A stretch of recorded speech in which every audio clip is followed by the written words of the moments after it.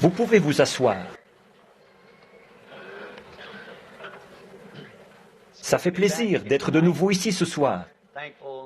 Nous sommes reconnaissants d'avoir de nouveau l'occasion de servir le Seigneur. Et après vous avoir retenu si longtemps hier soir, il me semble que ce ne serait pas juste de vous retenir longtemps encore ce soir. J'étais là-bas, en train d'écouter le récit d'un frère, un de nos collaborateurs dans le Seigneur, qui vient d'arriver de l'Indiana, tout remué à cause d'un songe étrange. Il n'était jamais venu à Shreveport de sa vie, mais l'autre nuit, il a rêvé qu'il était venu à Shreveport, mais pas avec sa voiture, et qu'il y était venu ou qu'il était venu quelque part à une église où je prêchais. Il a dit qu'après avoir prêché et prié pour les gens, j'ai dit « quelque chose va arriver ». Il a dit qu'il est revenu le lendemain. Il a dit qu'il avait reconnu le bâtiment à son aspect. Il a dit qu'il y avait une salle municipale de l'autre côté de la rue, mais que ce n'est pas dans cette salle qu'ils sont allés. Il a dit c'était de ce côté, dans un bâtiment en pierre qui avait une aile, et ce bâtiment était exactement comme celui-ci. Et ce jeune homme est un faiseur de songes. J'ai vu ces songes, et je sais qu'ils sont vrais. Et il a dit qu'ensuite, le dernier soir où je prêchais et priais pour les malades, là, j'avais dit, quelque chose est sur le point d'arriver, et on a entendu comme un coup de tonnerre. Il a dit, les gens se sont mis à crier. Il a dit, comme le tonnerre s'éloignait, il en est sorti une voix qui a commencé à parler. Il dit que pendant que cette voix parlait, la gloire de Dieu est venue, est entrée par les treillis, les fenêtres ici en haut, sous la forme de la colonne de feu. Il ne l'a jamais vue. Il nous a entendu en parler, mais lui-même ne l'a jamais vue. Il a dit, elle était là, elle entrait par les fenêtres du haut, comme ça, et elle a formé cette lumière, telle que vous la voyez sur la photo, juste au-dessus de l'auditoire ici. Il a dit, elle disait quelque chose en grondant, et il a dit que je me suis tenu là, et j'ai dit, c'est le Dieu Jéhovah. Il a dit que cela lui a rappelé, quand il y a réfléchi, le moment où Moïse avait fait sortir le peuple hors de l'Égypte, et où ils avaient dit que Moïse parle, et non Dieu, de peur que nous mourions. Il a dit, tout le monde était étendu sur le sol, les mains levées, il criait. Il a dit que lui aussi il criait, « Seigneur Dieu, je t'aime, je t'aime !» Et sa femme l'a secoué pour le réveiller. Je le vois qui descend l'allée en ce moment. Frère Jackson, un ancien prédicateur méthodiste. Ça l'a tellement perturbé qu'il est venu jusqu'ici. Et il a dit que, quand il est entré, il n'en revenait pas. C'était exactement comme il l'avait vu dans le songe. Je ne sais pas ce que ça veut dire. Le Seigneur me l'a caché. Mais quelque chose pourrait arriver, puisque frère Jackson a eu ce songe. Et sachant qu'il est un honnête, un vrai homme, un serviteur de Dieu. Je sais qu'il a déjà eu des songes, qu'il est venu à moi et que le Seigneur m'en a donné l'interprétation. Et ça correspondait parfaitement. Et même, à un certain moment, mon départ pour l'Arizona, il en a eu le songe. Il est très perturbé. Sa femme l'accompagne. Il est venu avec elle. Elle doit bientôt accoucher. Alors, le seul moyen de faire le voyage, c'était en avion. Il n'avait pas un sou pour faire ce voyage et quelqu'un lui a donné l'argent. Donc, les choses se sont arrangées de façon assez mystérieuse. Alors, quelque chose pourrait arriver. Nous l'espérons. Nous ne savons pas ce que le Seigneur aura préparé pour nous. Donc, nous sommes reconnaissants au Seigneur de vivre au jour où nous vivons, juste avant la venue de Jésus. Comme je l'ai déjà dit, c'est le temps le plus glorieux de toute l'histoire. Je préférerais vivre maintenant qu'en n'importe quel autre temps sur la terre. Je vois ici devant nous, encore ce soir, mon bon ami Frère Dow. J'ai parlé de lui ce matin dans la salle. Frère Dow a 93 ans aujourd'hui. Quelle bénédiction! Sa longue vie, il la contribue pour qu'elle serve à la gloire et à la louange de Dieu. Il a 93 ans aujourd'hui. Bon anniversaire, mon frère! Et je sais que partout dans le pays, ceux qui sont à l'écoute ce soir, ils souhaitent aussi un bon anniversaire à frère Bill Dow. Il est un ami très intime d'Oral Roberts, de beaucoup de gens. Il a aidé tant de gens dans la voie de l'Évangile et tout. Il est un de nos grands amis. Je suis content de voir ici frère Mann, un autre prédicateur méthodiste qui a été sauvé et baptisé du Saint-Esprit et au nom de Jésus-Christ, assis ici. Lui aussi, c'est un de nos collaborateurs. Il est de l'Indiana. D'après ce que j'ai compris, frère Hickerson est assis là près de lui. C'est un de nos diacres de Jeffersonville, en Indiana. Ils sont à l'écoute là-bas ce soir. D'après ce que j'ai compris, frère Wheeler, un autre de nos diacres, est ici quelque part. Je ne l'ai pas encore repéré, mais il y a quelqu'un qui indique du doigt cette direction-là. Alors je le verrai dans un moment. Il est assis là-bas, tout à droite, oui. Frère Banks Woods, si tu es à l'écoute ce soir, ton frère était ici hier soir. Je l'ai vu en sortant, frère Lyle, un témoin de Jéhovah. Tout le groupe s'est converti. Lyle, lui, est entré à la suite d'une vision du Seigneur. Ce jour-là, Lyle était assis dans le bateau et on lui avait dit, la veille, que quelque chose allait arriver. Il était question de la résurrection d'une vie. Lui, c'était un témoin de Jéhovah et un vrai de vrai. Mais ce matin-là, il était assis là, en train de pêcher, et il a attrapé.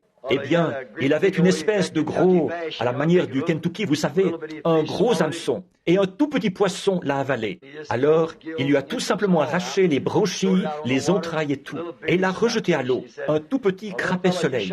Et il a dit, eh bien, mon petit ami, tu as joué ta dernière carte. Le petit s'est mis à frétiller sur l'eau, il est mort, puis le vent l'a poussé dans des lys d'étang.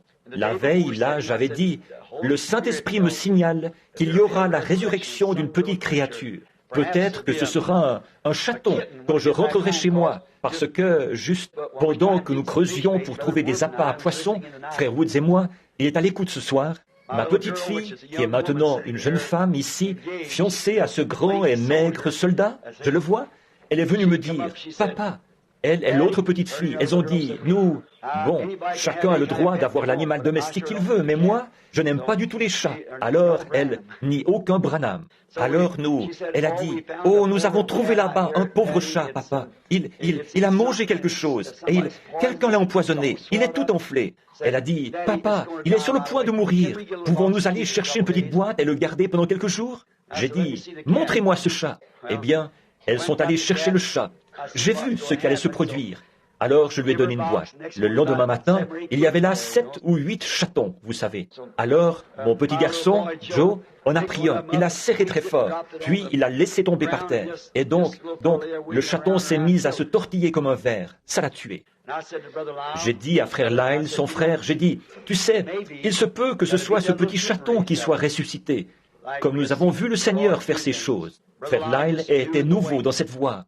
Le Saint-Esprit venait de lui dire qu'il était marié, et ce qu'il avait fait, les vilaines choses qu'il avait faites, les choses qu'il avait faites. Eh bien, il pensait que c'était frère Banks qui me rapportait ces choses. Mais quand il l'a vraiment démasqué, qu'il lui a dit ce qu'il avait fait la veille au soir, ça c'était trop fort pour lui. Il n'arrivait pas à comprendre.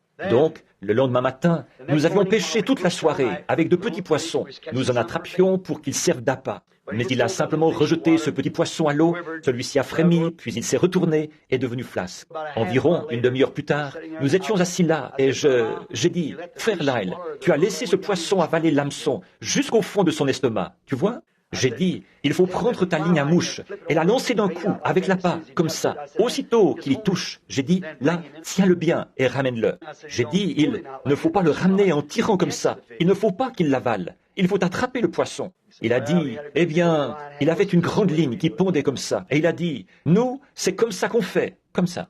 Alors, à peu près au même moment, j'ai entendu quelque chose qui venait du sommet de la montagne là-bas. Un tourbillon qui tournoyait et tournoyait. Il est descendu comme ça. L'Esprit de Dieu est venu sur le bateau et il a dit, lève-toi. Il a dit, parle à ce poisson mort. Dis, je te redonne la vie. Et ce petit poisson était là depuis une demi-heure, avec ses entrailles dans la bouche et ses branchies.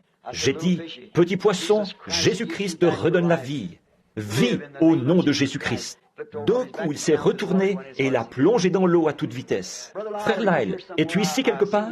Je t'ai vu hier soir. Je ne sais pas s'il est à l'intérieur, à l'extérieur ou ailleurs. Lève la main si je peux te voir. Vous dites? Au bal? Oh oui, tout en haut au balcon, de l'autre côté des fenêtres. Là-bas, voilà l'homme en question, un témoin de Jéhovah. Il a dit, frère Branham, il était tout excité. Il a dit, il est bon que nous soyons ici, n'est-ce pas? Il a dit, est-ce que vous pensez que c'est à cause de moi, ça, parce que j'ai dit à ce petit poisson, tu as joué ta dernière carte? Il a dit, ce serait quelque chose qui se rapporte à moi? J'ai dit, mais non, ce n'est qu'une confirmation.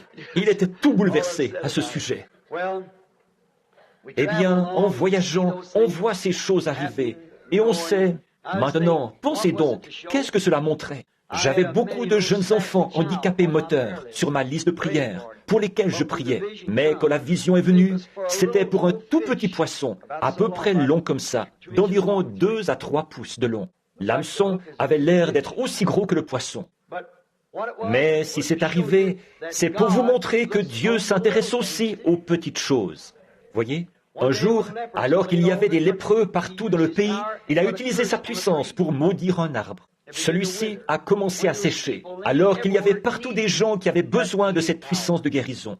Mais voyez-vous, il voulait montrer qu'il est Dieu de tout, que ce soit petit, que ce soit grand, quoi que ce soit. Et il est toujours Dieu de toutes choses, de toute la création. Alors, nous l'aimons, parce que cela nous apprend que s'il est intéressé à faire entrer, par la parole, la vie dans un petit poisson insignifiant qui était là sur l'eau, mort depuis une demi-heure, certainement qu'un jour, il pourra faire rentrer la vie dans ses enfants par sa parole. Même si votre corps n'est plus qu'une cuillerée de poussière, peu importe, un jour il parlera et nous lui répondrons. Il est Dieu, il s'intéresse à tout ce que nous faisons, à tout ce que nous disons, à tout, il s'y intéresse. Maintenant, inclinons la tête partout. Je me demande maintenant, avant que nous prions, s'il y aurait quelqu'un ce soir qui s'intéresse à lui, mais qui n'a pas encore de réservation pour l'autre pays où nous le verrons. Vous savez, vous ne pouvez pas y entrer sans réservation. Vous qui n'avez pas encore réservé votre place, mais qui aimeriez qu'on pense à vous en prière, maintenant, afin que tout soit rectifié entre vous et Dieu ce soir, voulez-vous simplement lever la main pour dire « Souviens-toi de moi, Seigneur ». Vous montrez-lui simplement votre main à lui. Ô Dieu, accorde-le.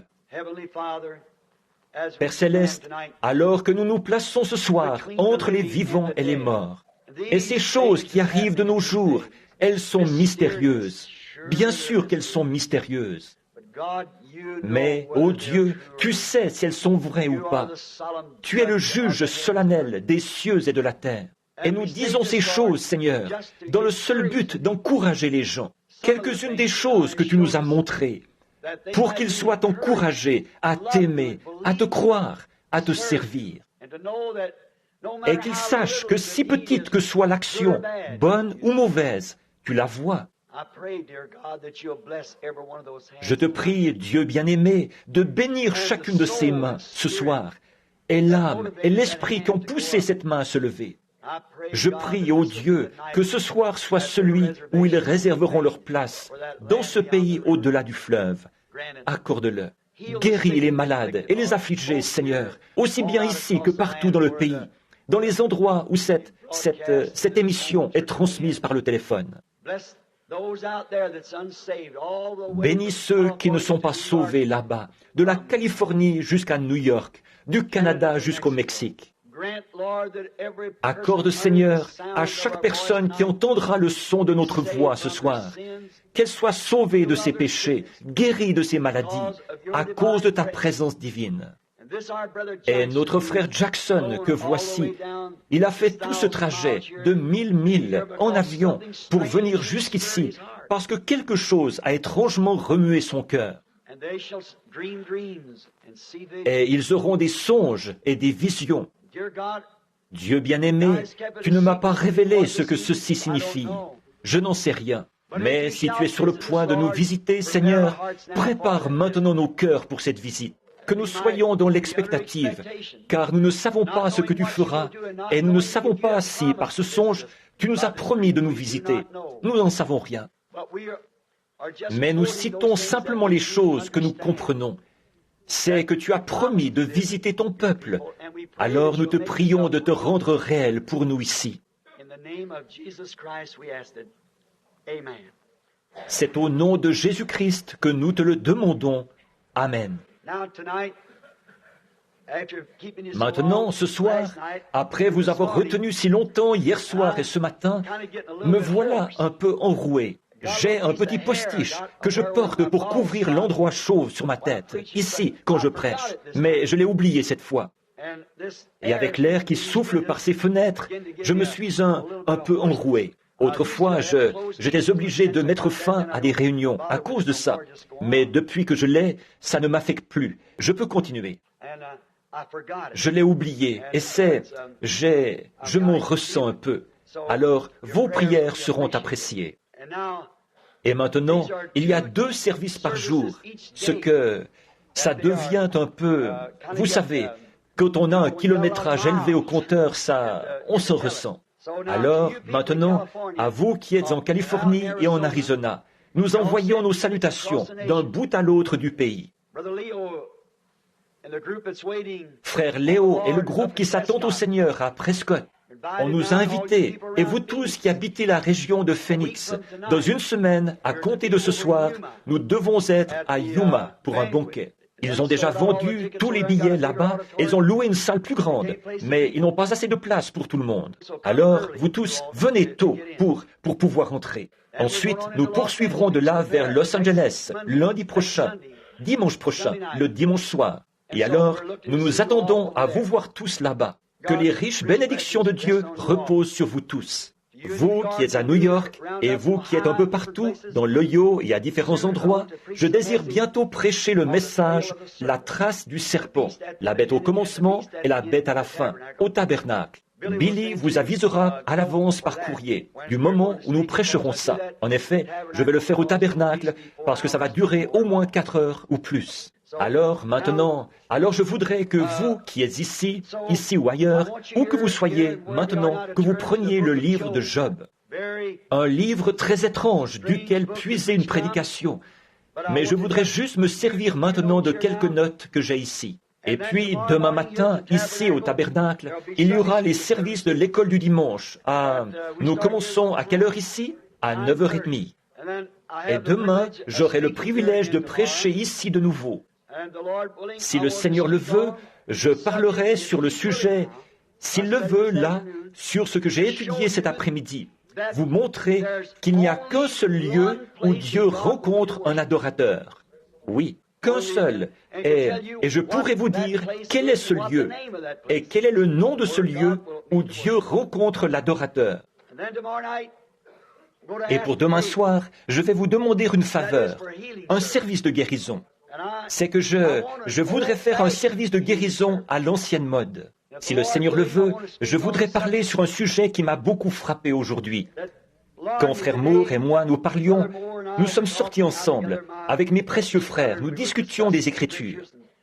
Comme il faisait bon être avec ses frères, c'était comme dans le bon vieux temps. Et il m'a dit, vous savez, frère Branham, de tout ce que vous avez prêché pour nous ici, à Shreveport, l'agneau et la colombe est l'un des messages les plus marquants que vous nous avez apportés ici, à Shreveport. Il a dit, je pense qu'aujourd'hui, avec la charge qui pèse sur vous de par votre message, vous ne pourriez jamais revenir à un message comme celui-là. Quand je mets cela, je mets mon message. L'amour est mon cher agneau mourant, ton précieux sang ne perdra point sa puissance, jusqu'au jour où l'Église rachetée se tiendra à tes côtés. Depuis que par la foi, j'ai vu ce ruisseau que tes blessures ouvertes alimentent, l'amour rédempteur a été mon thème et le sera jusqu'à ma mort. Demain soir, si c'est la volonté du Seigneur, je voudrais prêcher sur le sujet de « Sur les ailes d'une colombe blanche comme la neige ». Demain soir, le Seigneur qui descend sur les ailes d'une colombe. Ça, c'est si le Seigneur le veut et si je n'ai pas trop de problèmes avec ma voix. Maintenant, donc, priez pour nous.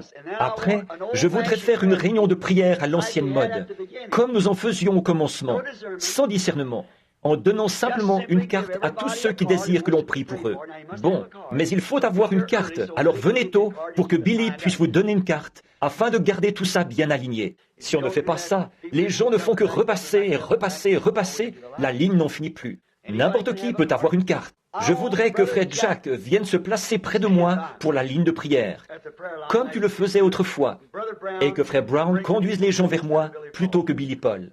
Je voudrais faire une ligne de prière à l'ancienne mode et nous prierons comme nous le faisions il y a des années. Je suis heureux ce soir qu'un autre des frères qui collaborent avec nous soit parmi nous. En promenant le regard, je l'ai reconnu. Je l'ai vu il y a quelques minutes. Frère Gordon Lindsay. C'est un des vieux de la vieille. Il était avec nous il y a longtemps. Il fait un travail formidable. Il imprime. En ce moment, il imprime mon livre, les 7 âges de l'Église.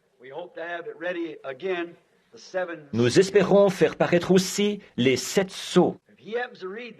Si jamais il lit cet ouvrage-là avant de l'imprimer, nous allons avoir une discussion théologique. Je sens venir cela. Mais il sait que je ne suis pas un théologien. Donc, mais nous attendons demain soir avec impatience. Si vous êtes là, frère Lindsay, venez demain soir. Si vous êtes là, venez vous joindre à nous sur l'estrade pour une réunion de prière à l'ancienne mode. Combien aimeraient voir de nouveau une ligne de prière à l'ancienne mode où nous faisons venir les gens devant? Ce sera formidable. Alors, demain soir, venez avec vos malades et vos affligés, dans ce but-là, donc. Maintenant, si vous avez le livre de Job ouvert, au verset 42 ou au chapitre 42 et les 6 premiers versets du chapitre 42 de Job. Très étrange. Frère Ted Datley, si vous êtes à l'écoute ce soir, là-bas à Phoenix, vous vous souvenez du jour où nous parlions ensemble, vous et moi, il y a une semaine ou deux, et où nous nous étions référés à ce passage. Je vous ai dit qu'un jour, ça me servirait de sujet, et c'est ce que je veux prendre ce soir. Et Job répondit à l'Éternel et dit, écoutez bien cette lecture maintenant.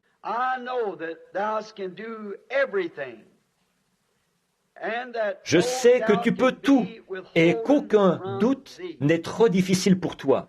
Qui est celui-ci qui, sans connaissance, voile le conseil? J'ai donc parlé, et sans comprendre, de choses trop merveilleuses pour moi, que je ne connaissais pas. Écoute, je te prie, et je parlerai, je t'interrogerai, et toi, instruis-moi. Mon oreille avait entendu parler de toi, maintenant mon œil t'a vu. C'est pourquoi j'ai horreur de moi, et je me repens dans la poussière et dans la cendre. Je désire maintenant prendre pour texte ce verset 5. Mon oreille avait entendu parler de toi, maintenant mon œil t'a vu. Que le Seigneur bénisse sa parole. Job, considérons un peu sa vie. Job était prophète. Cet homme a vécu avant que la Bible ait été écrite. On pense que Job, c'est l'un des plus anciens livres de la Bible, parce qu'il a été écrit avant que la Genèse ait été écrite. Job, ce grand guerrier et ce prophète, était un vaillant homme à son époque. Sans doute qu'il avait été élevé et qu'il avait servi le Seigneur toute sa vie. Et il avait mené une vie tellement honorable devant les gens que tous le respectaient. Mais il s'était retrouvé dans une situation que lui, il a appelée être tenté par l'Éternel. Mais moi, j'aimerais employer le terme être testé par l'Éternel. Et c'est bien vrai, chaque fils qui vient à Dieu doit d'abord être testé, éprouvé, formé. Et alors, si le test devient pénible, et que nous trouvons qu'il est trop pénible, et que nous refusons d'écouter, d'obéir, alors il dit que nous devenons un enfant illégitime et non un enfant de Dieu. En effet, il n'y a rien qui puisse séparer de son Père un vrai enfant de Dieu, né de nouveau. Voyez-vous, il est une partie de lui. Vous ne pouvez pas plus nier cela que vous pouvez vous nier vous-même. Voyez-vous, vous avez eu cette expérience, vous avez été formé et testé. Et cet homme, donc, comme il était prophète, il avait eu accès à la grâce de Dieu. Mais Job n'avait pas de Bible à lire. En ce temps-là, la Bible n'avait pas été écrite. Mais il avait accès à Dieu par révélation et par vision. C'était avant que la Bible ait été écrite. Maintenant, nous voyons, nous considérons une partie de sa vie, alors que Dieu l'avait béni et avait fait de lui un grand homme. Eh bien, au point même que tout le monde le respectait, que sa sagesse était devenue tellement grande. L'inspiration qu'il recevait de Dieu avait confirmé qu'il était le serviteur de Dieu, si clairement que les gens venaient de partout pour l'entendre. Et c'est alors que Satan s'est mis à accuser cet homme. Et c'est comme ça qu'il agit avec chaque serviteur de Dieu inspiré. Satan est toujours là pour l'accuser de tout ce qu'il fait qui n'est pas bien. Or, nous voyons sa vie, ses épreuves et sa grande foi. Même Jésus, quand il est venu sur terre, il a parlé de la patience de Job. Il a dit, « N'avez-vous pas lu au sujet de la patience de Job ? La foi attend avec patience que la parole promise s'accomplisse. » Or, nous remarquons ici que Job, après avoir traversé ses épreuves, toutes ses afflictions, il avait une charmante famille, elle lui a été ôtée, il avait une bonne santé, elle lui a été ôtée, tout ce qu'il possédait dans cette vie lui a été ôté. Il s'est assis sur un tas de cendres et, avec un tesson, il grattait ses ulcères. Même sa propre femme a parlé contre lui. Elle a dit, « Pourquoi ne pas maudire Dieu et mourir ?» Il a dit, « Tu parles comme une femme insensée. » Il a dit, « L'Éternel a donné et l'Éternel a ôté. Que le nom de l'Éternel soit béni. » Or, Satan s'était présenté devant Dieu, parce qu'il pouvait le faire, se présenter devant Dieu, et il accusait les chrétiens, ou les croyants, tout le temps. Alors, il a accusé Job de beaucoup de choses, et il a dit que Job, la raison pour laquelle il pouvait servir Dieu, c'était parce que tout allait bien pour lui. Mais il a dit, « Si tu me le livres, que tu le remets entre mes mains, je l'amènerai à te maudire en face. » Je voudrais vous faire remarquer la confiance que Dieu avait dans le croyant. Voyez, en d'autres termes, Dieu a dit à Job, ou a dit à Satan, quelque chose comme ceci, « Tu n'y arriveras pas. » C'est un homme juste, justifié. C'est un homme bon. Il n'y a personne comme lui sur toute la terre. Oh, quel homme! Si bien que Dieu lui-même a dit à son ennemi, « Mon serviteur est tellement parfait qu'il n'y a aucun autre homme comme lui sur la terre. » Oh, si seulement nous pouvions être ce genre d'homme-là, de sorte que Dieu puisse nous accorder une telle confiance, en sachant que nous ne nous détournerons en aucun cas de sa parole, ni de son être, que nous ne bougerons pas de là et qu'il peut mettre sa confiance en nous. Bon, donc Job était un homme qui exécutait à la lettre les commandements de Dieu. Exactement. Et Satan le savait, mais il a dit, « Si tu me le livres, je l'amènerai à te maudire en face. » Alors Dieu lui a dit, « Bon, je te le livre, seulement ne lui ôte pas la vie. » Et Satan est allé aussi loin qu'il le pouvait. Il lui a ôté tous ses amis et tout ce qu'il avait et presque sa vie. Seulement, il ne pouvait pas lui ôter la vie. Mais malgré tout ça, Job a tenu ferme. Il n'était pas question de faire demi-tour. Voyez-vous, une fois qu'un homme ou que quelqu'un est réellement entré en contact avec Dieu, qu'il a cette foi authentique, révélée, qui lui fait reconnaître que Dieu existe, il n'y a rien, à aucun moment, nulle part, rien qui puisse séparer cet homme de son Dieu. Je crois que c'est Paul qui a dit, « Ni les luttes, ni la faim, ni les périls, ni aucune créature, ni la mort, ni rien ne pourra nous séparer de l'amour de Dieu manifesté en Jésus-Christ. » Vous êtes ancrés solidement en lui, parce que vous avez été destinés à cette vie. Mais Satan pensait qu'il arriverait à l'entortiller un peu, à lui donner des claques, à lui faire ça. Mais voyez-vous, Job, qui avait une révélation parfaite de Dieu, de qui Dieu était et de combien Dieu l'aimait, il a attendu, sans tenir compte des circonstances, il a attendu que sa foi soit confirmée. Parce qu'il était fermement attaché à Dieu, il avait reçu une révélation, comme j'en ai parlé hier soir. Or, une fois que les malades qui sont dans ce bâtiment, les infirmes ou ceux d'entre vous qui ont besoin de Dieu, une fois que vous avez reçu ce genre de révélation-là, qui vous dit que vous êtes dans votre droit, que vous êtes effectivement en droit de demander la chose que vous demandez, et que vous croyez qu'il est le rémunérateur de ceux qui le cherchent, il n'y a rien qui puisse jamais vous séparer de cette foi qui est ancrée en vous. Voyez, mais il faut d'abord que cela vous ait été révélé. Quelqu'un est venu, il n'y a pas longtemps, un groupe d'hommes. Certains d'entre eux sont à l'écoute ce soir. Et ils ont dit, je leur disais continuellement, allez au Kentucky, il y a du pétrole là-bas. Je savais qu'il y en avait, je l'avais vu dans une vision. Frère Demos et les autres n'y sont pas allés pendant un bon bout de temps. Au bout de quelque temps, finalement, ils ont dit, après que le Texas s'est installé là-bas, ils ont dit, maintenant nous y allons. J'ai dit, vous auriez dû y aller il y a déjà longtemps, mais il ne l'avait pas fait. Démos a dit, j'ai commis une grosse erreur en ne le faisant pas, frère Branham. Je lui ai dit, si vous y avez été, vous auriez eu tout ce qu'il y a là-bas. Eh bien, il n'avait pas voulu écouter. Alors, avant de repartir ce soir-là, à l'endroit où nous avions pris notre repas de midi, le Saint-Esprit m'a montré une grande fissure dans la terre. Et là, c'était rempli de pétrole. Et ces trop-pleins d'où il pompait dans le Kentucky, ce n'étaient que de petits gisements de pétrole. Mais celui-ci venait du courant principal. Et je lui ai dit, frère Démos, ça se trouve là-bas. Alors, ils sont allés chercher cet endroit. Ils ont dit, vous, allez-y et dites-nous où se trouve le puits de pétrole. J'ai dit, oh non. Voyez-vous, on n'utilise pas le don de Dieu pour faire du commerce. Non. Il aurait pu me dire où il se trouvait, mais je n'en ai pas besoin. Je n'aurais même pas assez de foi pour le lui demander. Voyez, si j'en avais besoin, je crois que si je le lui demandais, il me le dirait. Mais voyez-vous, il faut d'abord que vos motifs et vos objectifs soient justes. Il faut que vous ayez des raisons de demander cela.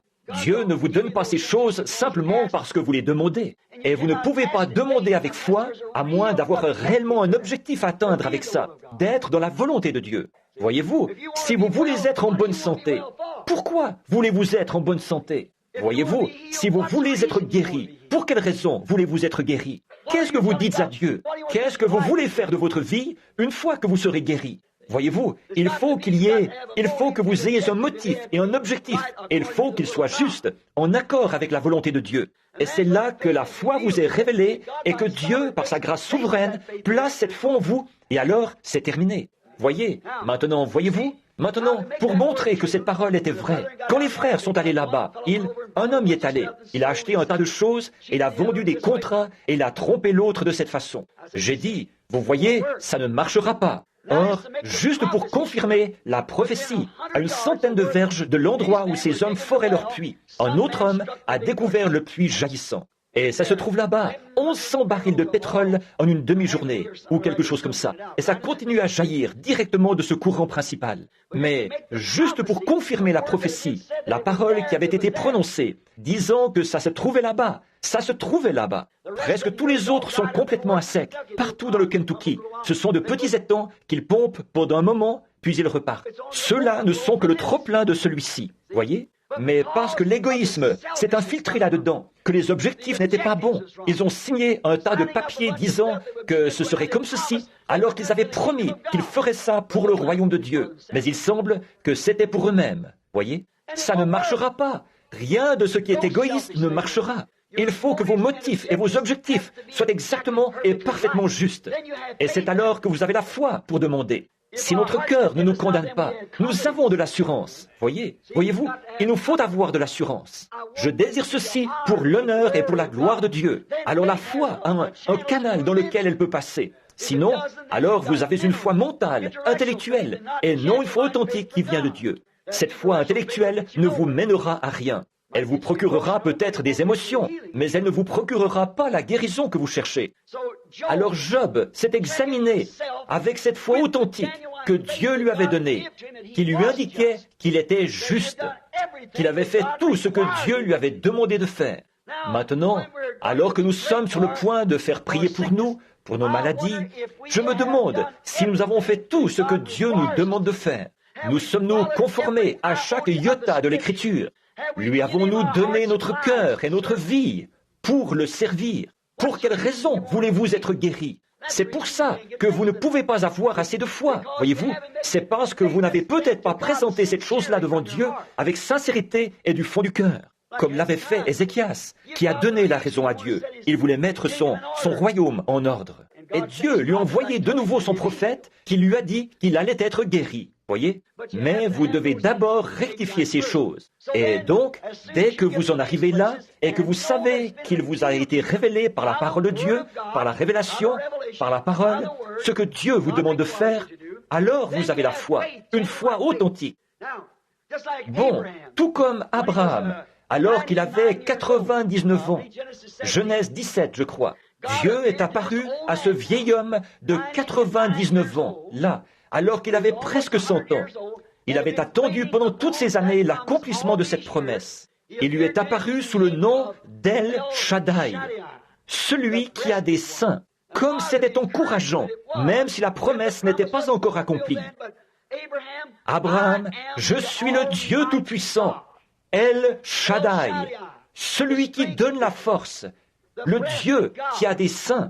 Comme je vous l'ai déjà dit, un petit bébé qui est agité, qui est malade et qui pleure, et qui s'appuie contre le sein de sa mère, et il se nourrit à son sein en puisant sa force en elle. Parce qu'il est satisfait pendant qu'il se nourrit au sein. En effet, la seule voie d'accès qu'il a et qu'il connaît, c'est le sein de sa mère.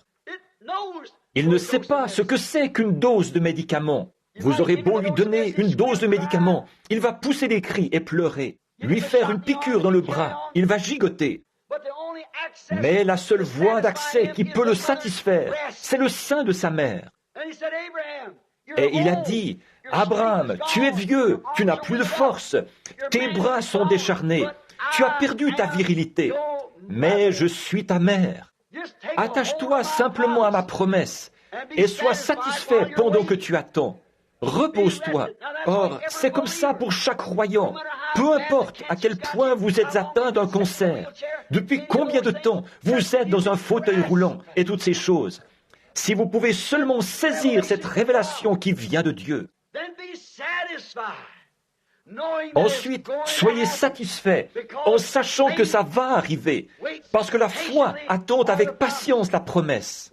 Voyez, Job savait qu'il était juste, alors qu'ici, dans les Écritures, nous voyons qu'il y avait, que ces hommes sont venus le voir, les membres de son Église. Tous ceux qui avaient eu du prix à ses yeux s'étaient retournés contre lui et cherchaient à l'accuser d'avoir péché en secret, parce que toutes ces choses lui étaient arrivées. Encore aujourd'hui, on entend des gens qui disent « Je te l'avais bien dit, regarde-le, tu vois ce qui... » Ce n'est pas tout à fait la vérité, ça. Parfois, c'est Dieu qui teste son peuple. Dans ce cas-ci, c'était Dieu qui testait Job, le meilleur homme qu'il y avait sur terre à l'époque.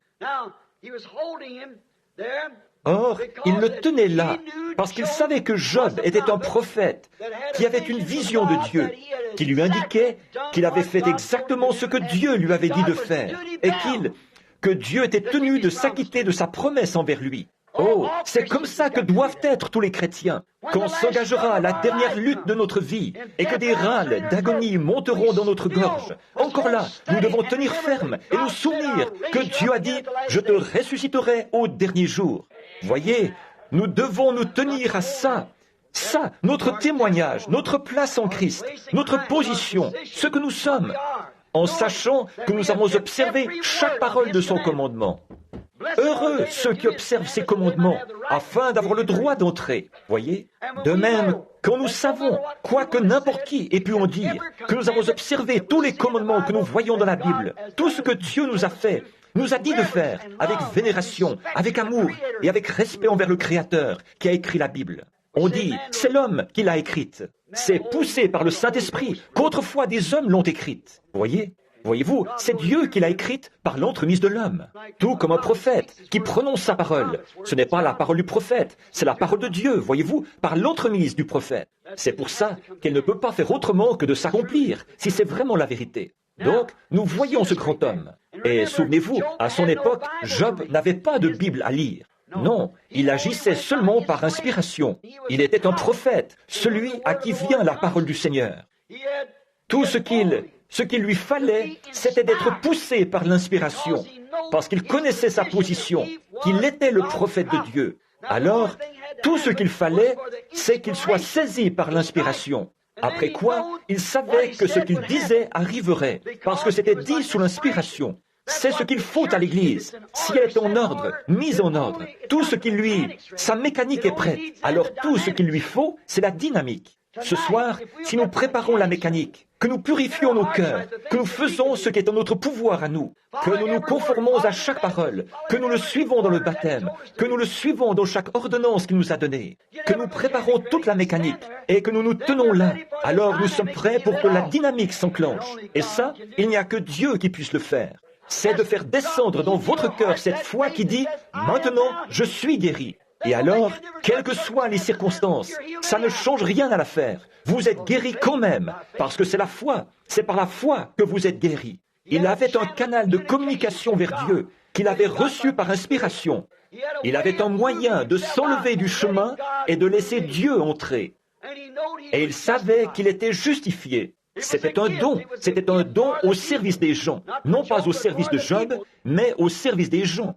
Il en est de même de tous les dons divins. Ils sont là pour servir le peuple de Dieu. Tout le monde n'a pas été destiné à être prophète. Vous n'avez pas tous été destinés à prier pour les malades. Tous n'ont pas été destinés à être pasteurs et tout. Mais c'est un canal que Dieu a ouvert pour eux. Et même, comme nous l'avons vu dans la leçon de ce matin, un homme qui s'écarte de sa voie pour entrer dans le canal d'un autre homme n'est vraiment pas à sa place. Peu importe à quel point il est inspiré, à quel point ça peut sembler, à quel point... Combien étaient à la réunion ce matin? Levez la main, Voyez-vous, vous ne le pouvez pas. David était là, inspiré au possible, et tous les gens poussaient des cris et glorifiaient Dieu pour une raison qui semblait parfaitement conforme à l'Écriture.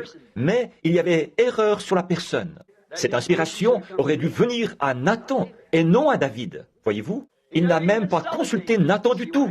Vous voyez ce qui est arrivé. Voyez-vous, Dieu dit qu'il ne fait rien avant de l'avoir révélé à ses serviteurs les prophètes. Et le prophète, à cette époque-là, c'était Job. Or, la seule chose que Dieu avait faite à Job, de ce qu'il lui avait toujours donné la sagesse, et sa parole et l'inspiration, il n'arrivait plus à recevoir l'inspiration. Mais il connaissait toute sa mécanique. Il avait offert l'Holocauste. Il avait fait tout ce qu'il savait être juste. Seulement, il n'arrivait pas à recevoir une parole de Dieu. Néanmoins, le diable n'a pas pu l'ébranler. Voilà. Maintenant, voilà, c'est ça. Une fois qu'on a prié pour vous, vous n'avez pas besoin de passer de nouveau dans une ligne ou d'aller quelque part pour que quelqu'un d'autre prie pour vous. Quand vous savez que vous avez fait exactement ce que Dieu vous avait dit de faire, voyez-vous, alors attendez que ce canal d'inspiration s'ouvre à vous. Et maintenant, je suis guéri. Quand ça descend en vous, à ce moment-là, l'affaire est classée. Oh, vous n'avez pas besoin de ligne de prière, ni de rien d'autre. C'est classé. Ça vous a été révélé. Voyez? Tout comme ce vieux prophète, à la venue du Seigneur Jésus, nous voyons qu'il lui avait été révélé, à ce vieux sage, qu'il ne mourrait pas avant d'avoir vu le Christ du Seigneur. Et il y croyait, et il l'attendait. Les gens pensaient qu'il était fou, que le vieil homme avait perdu la raison. Mais il y croyait quand même. Aucune secousse ne pouvait l'en détacher.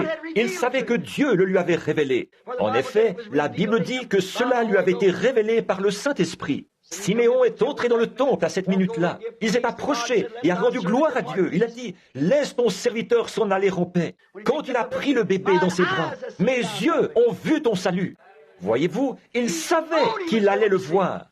Peu importe combien de bébés il était passé voir chaque jour, il savait que Dieu lui avait révélé qu'il allait voir le Christ avant de mourir. Siméon croyait cela. Or, une fois qu'il vous a été révélé à vous, que vous-même, vous avez reçu la promesse de Dieu, que l'inspiration, vous qui êtes chrétiens, vous avez été saisis par elle, alors vous n'avez même pas besoin de ligne de prière.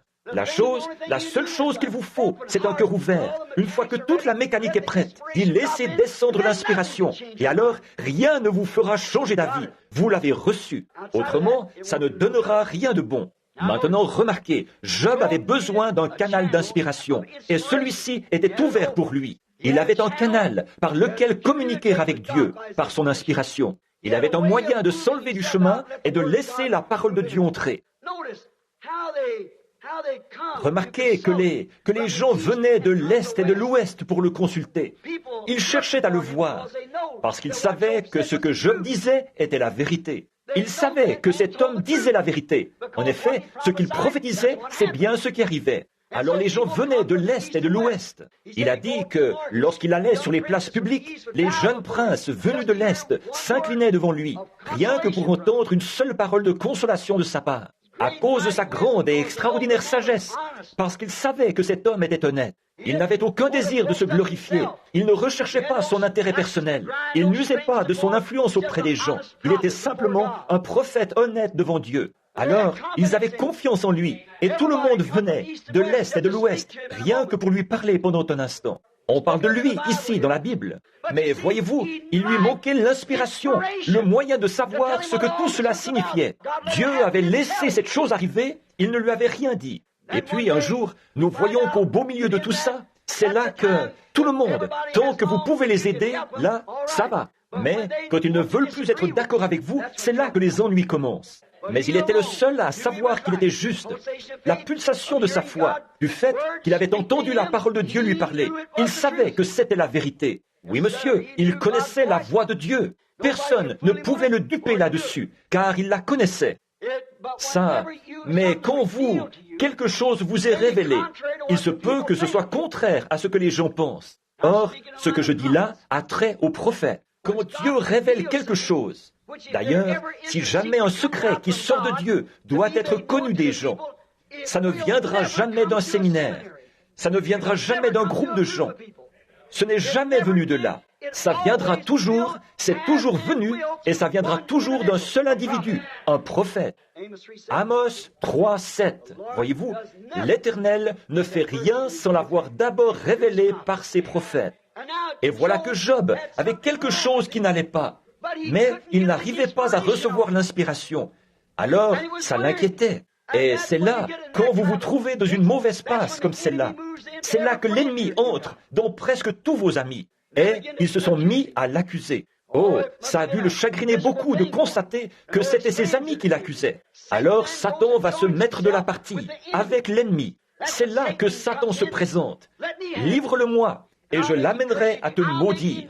Je l'amènerai à nier son message. Je l'amènerai à te maudire. Je l'amènerai à retourner sa veste, à dire que tout ça, c'était faux. Alors, il s'est servi de tout ce qu'il a pu pour le mettre à l'épreuve, même de tous les grands hommes et des amis qu'il avait eus.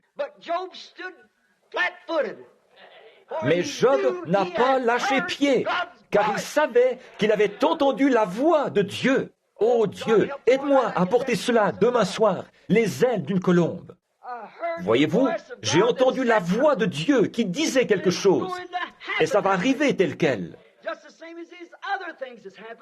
De même que ces autres choses sont arrivées, celle-ci va arriver. Or, Job savait que ça allait arriver, et il savait que Dieu le lui avait dit, qu'il était juste. Mais pour eux, il était un pécheur. Alors, il a donc attendu l'inspiration. Satan est entré dans tous les gens, et il s'est présenté là, ses prétendus consolateurs. Il l'accusait, mais ça ne l'a pas ébranlé du tout. Mais quand la parole de Dieu lui a été confirmée, son oreille avait entendu parler de Dieu. Mais un jour, alors qu'il était au plus bas, pendant qu'il était assis là, que chacun l'accusait, même sa femme, qui lui disait qu'il avait tort, il grattait ses ulcères. Et Élihu s'est présenté là et lui a fait des reproches, lui disant qu'il était égoïste d'accuser Dieu comme il le faisait et tout. Et c'est là, à ce moment-là, qu'il a été saisi par l'inspiration. C'est là que les éclairs se sont mis à briller, que le tonnerre s'est mis à gronder. C'est là que le prophète a été saisi par l'inspiration. Il s'est levé et il a dit, « Je sais que mon Rédempteur est vivant, et au dernier jour, il se tiendra sur la terre. Quand les vers de ma peau détruiraient ce corps, de ma chair je verrai Dieu, je le verrai moi-même. » Il a vu, il avait parlé des arbres, des végétaux qui meurent et qui reprennent vie. L'eau les ranime, l'odeur de l'eau, à l'approche de l'eau, les résultats que produit l'eau qui tombe sur un arbre ou sur quelque chose, sur une semence qui a été mise en terre. Il a dit, mais l'homme se couche, il expire, que ses enfants soient honorés. Il l'ignore. Oh, si tu voulais me cacher dans le séjour des morts, Job 14, jusqu'à ce que ta colère soit passée. Il a dit, mais si un homme meurt, revivra-t-il?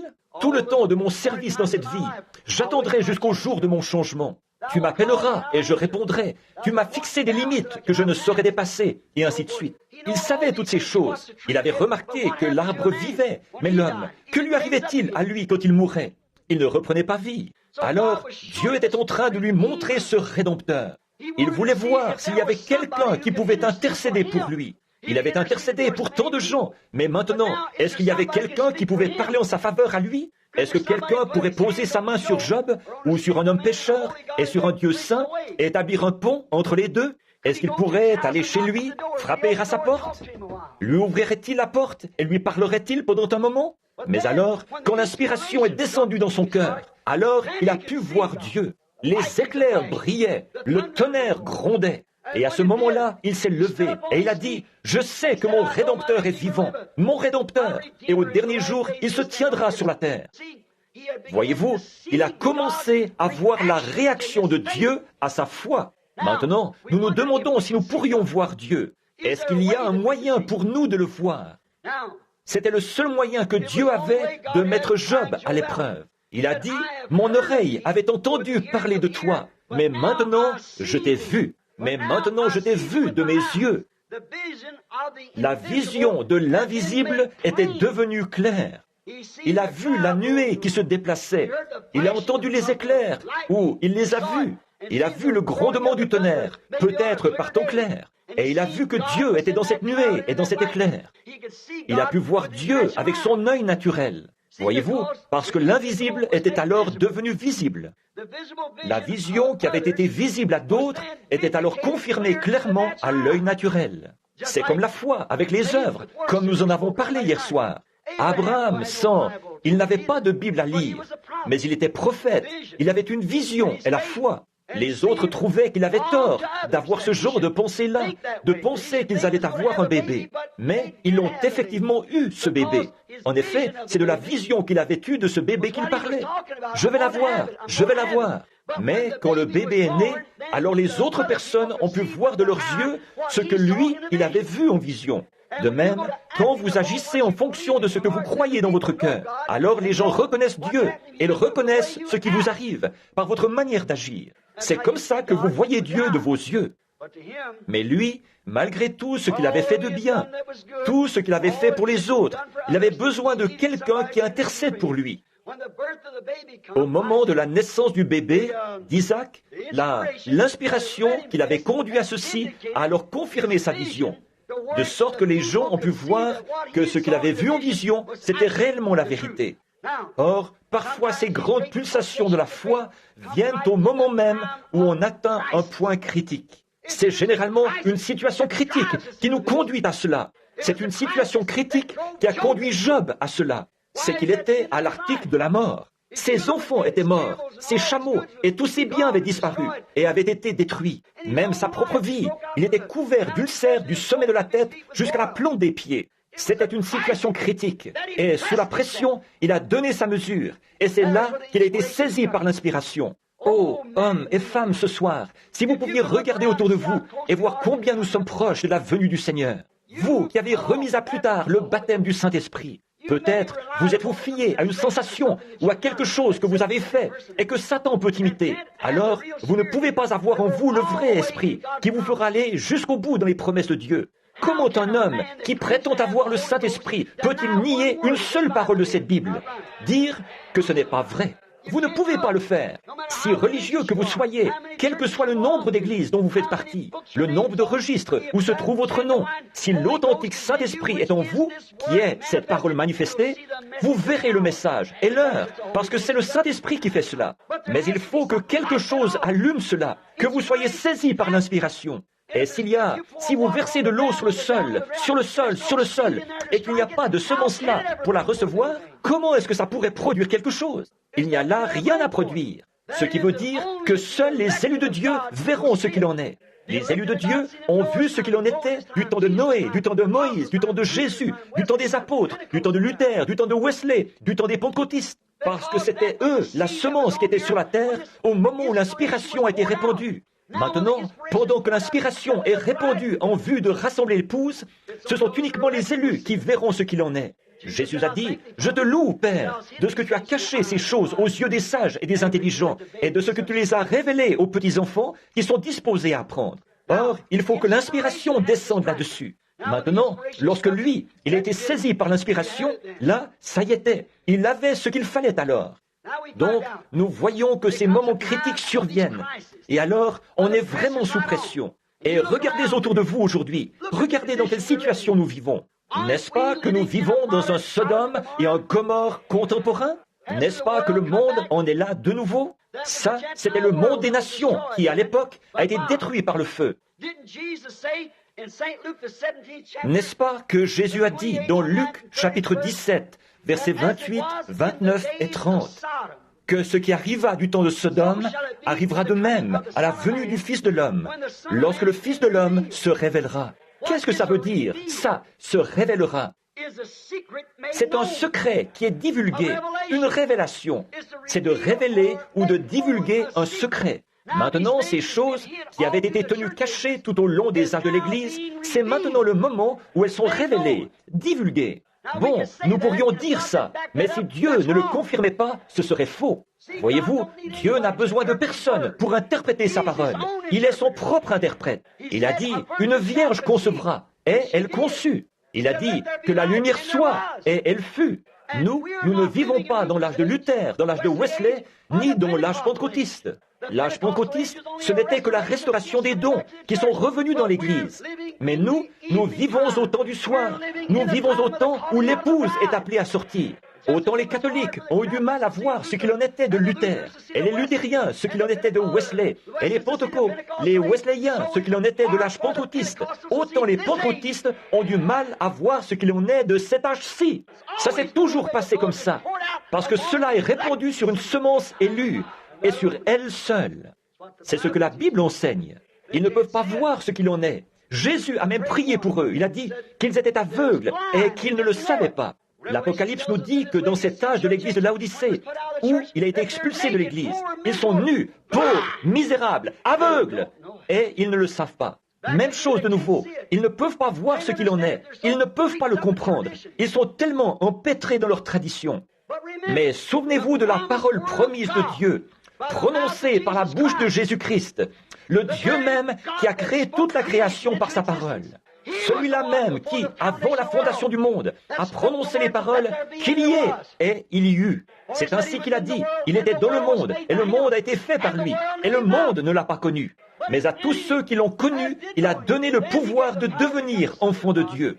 Le Créateur même, le Créateur lui-même, après avoir ressuscité Lazare des morts, il a dit « Ne soyez pas surpris de cela, car l'heure vient où tous ceux qui sont dans les sépulcres entendront la voix du Fils de l'homme, et ils en sortiront. » Le Dieu même qui avait dit que la lumière soit, a dit que la voix du Fils de l'homme allait réveiller ceux qui sont dans la tombe.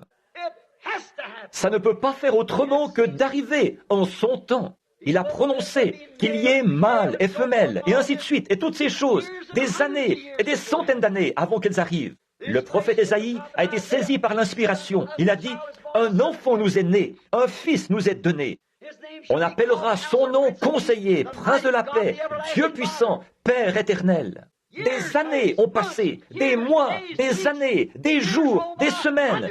Les années se sont écoulées, des centaines d'années se sont écoulées. 800 ans plus tard, Emmanuel naissait d'une vierge. Pourquoi? C'est parce que cela avait été prononcé par la bouche du prophète oint de Dieu.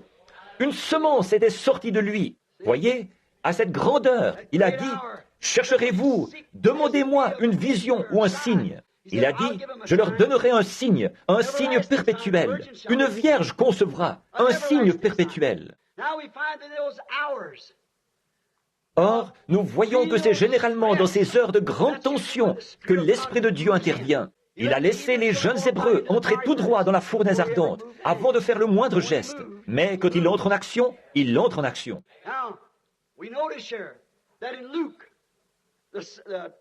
Donc, nous remarquons ici, dans Luc, au chapitre 17 et au verset 30, qu'il a dit que dans les derniers jours, le Fils de l'homme se révélerait, comme il l'avait fait juste avant Sodome et Gomorrhe, et que la même situation existerait. Il a parlé de Moïse, non pas de Moïse, mais de Noé, que les gens mangeaient, buvaient, et ainsi de suite, se mariaient et mariaient leurs enfants.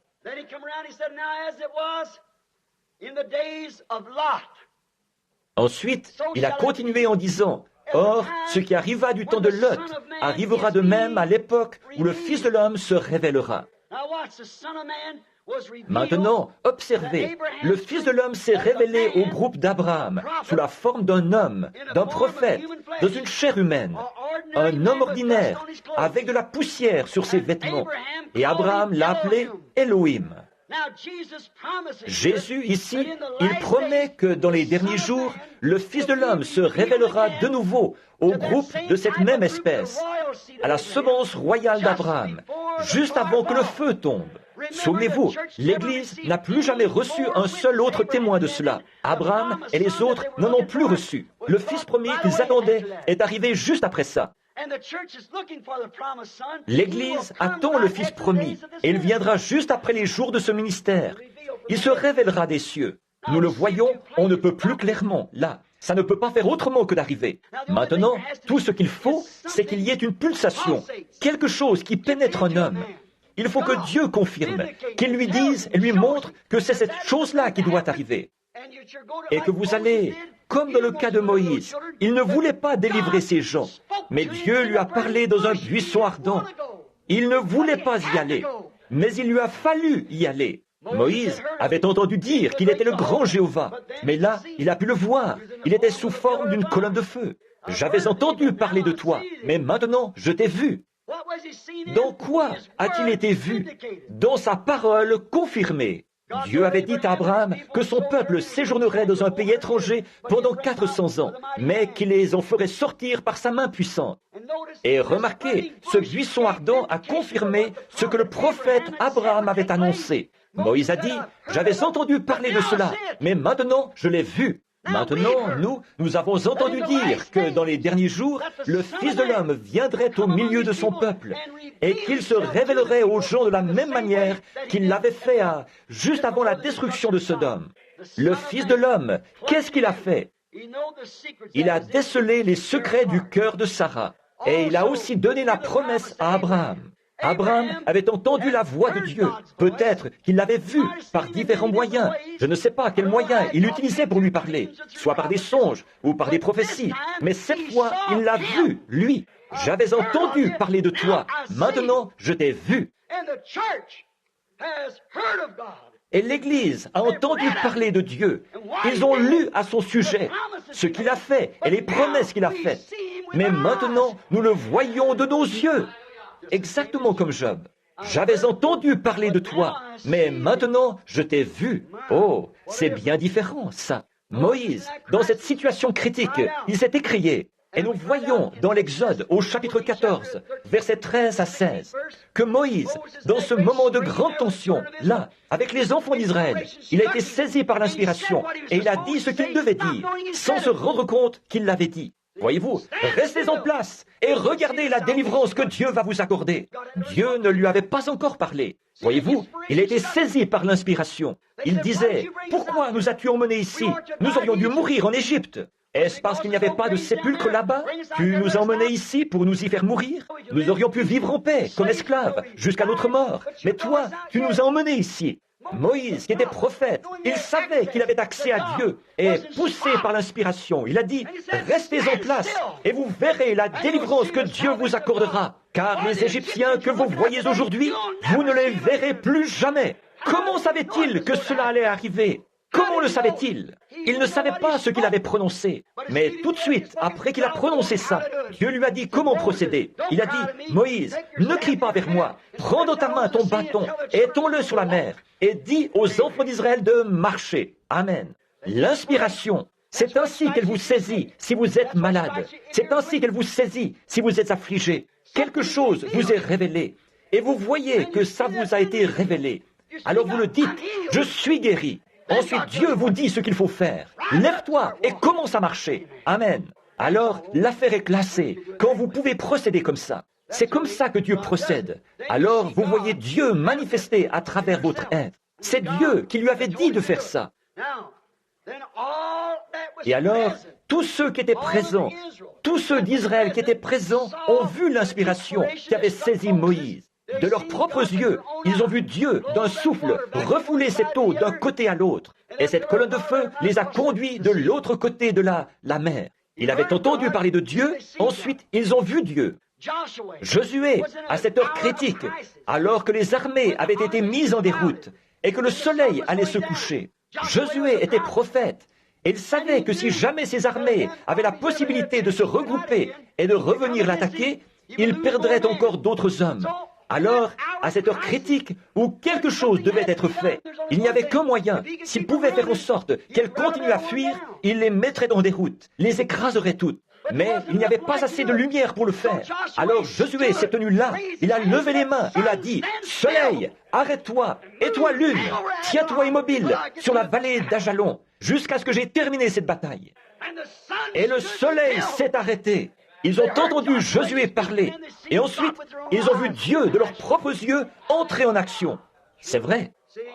Voyez-vous, évidemment, c'était un paradoxe de voir quelque chose qui semble impossible et qui est pourtant vrai. Mais le soleil s'est arrêté, dit la Bible.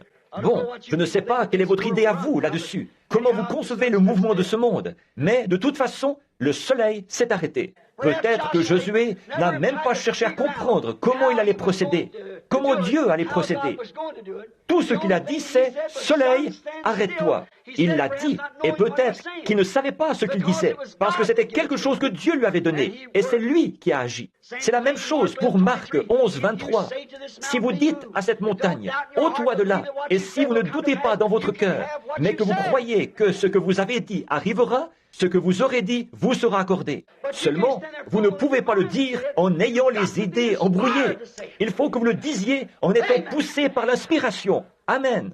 Excusez-moi d'exprimer ceci, mais ce jour-là, quand j'étais dans les bois, et Dieu est mon juge, je pourrais tomber mort à cette chair. Alors que toute ma vie, cette écriture-là avait été une énigme pour moi. J'étais là-bas, dans les bois, ce matin-là, en train de réfléchir là-dessus. Et cette voix m'a parlé. Il a dit, cette écriture est comme toutes les écritures. Elle est vraie. J'ai pensé, eh bien, comment cela peut-il se faire? Il a dit, tu es... J'ai dit, il a dit, parle, et la chose arrivera. N'en doute pas. Et je parlais à quelqu'un, là, au fin fond des bois. Il n'y avait pas d'écureuil. Ça faisait 3 jours que j'étais là. Il n'y avait pas d'écureuil là-bas. J'étais dans un fourré de platanes. Les écureuils ne vont même pas. Tous ceux qui chassent les écureuils savent qu'on ne les trouve pas dans les platanes. Et moi, j'étais là. Le vent soufflait très fort. C'était vers les 10 heures du matin. Et j'étais encore en réflexion.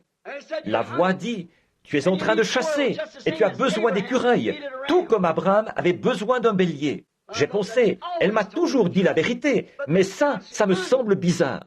Je me suis levé de là, j'ai regardé autour de moi. Où est la personne qui vient de me parler? Rien, il n'y avait que le vent qui soufflait très fort. Et j'ai pensé, me serais-je endormi et j'aurais rêvé de ça? Non, je ne dormais pas. J'étais là, appuyé contre l'arbre. J'observais. Dans quelques instants, je dois aller retrouver frère Woods et frère Sussman plus loin. Il est environ 10 heures du matin. Les fermiers sont tous là-bas. Ils travaillent à amasser leur maïs. Je l'ai entendu de nouveau dire, tu es en train de chasser et tu as besoin de gibier. Combien t'en faut-il?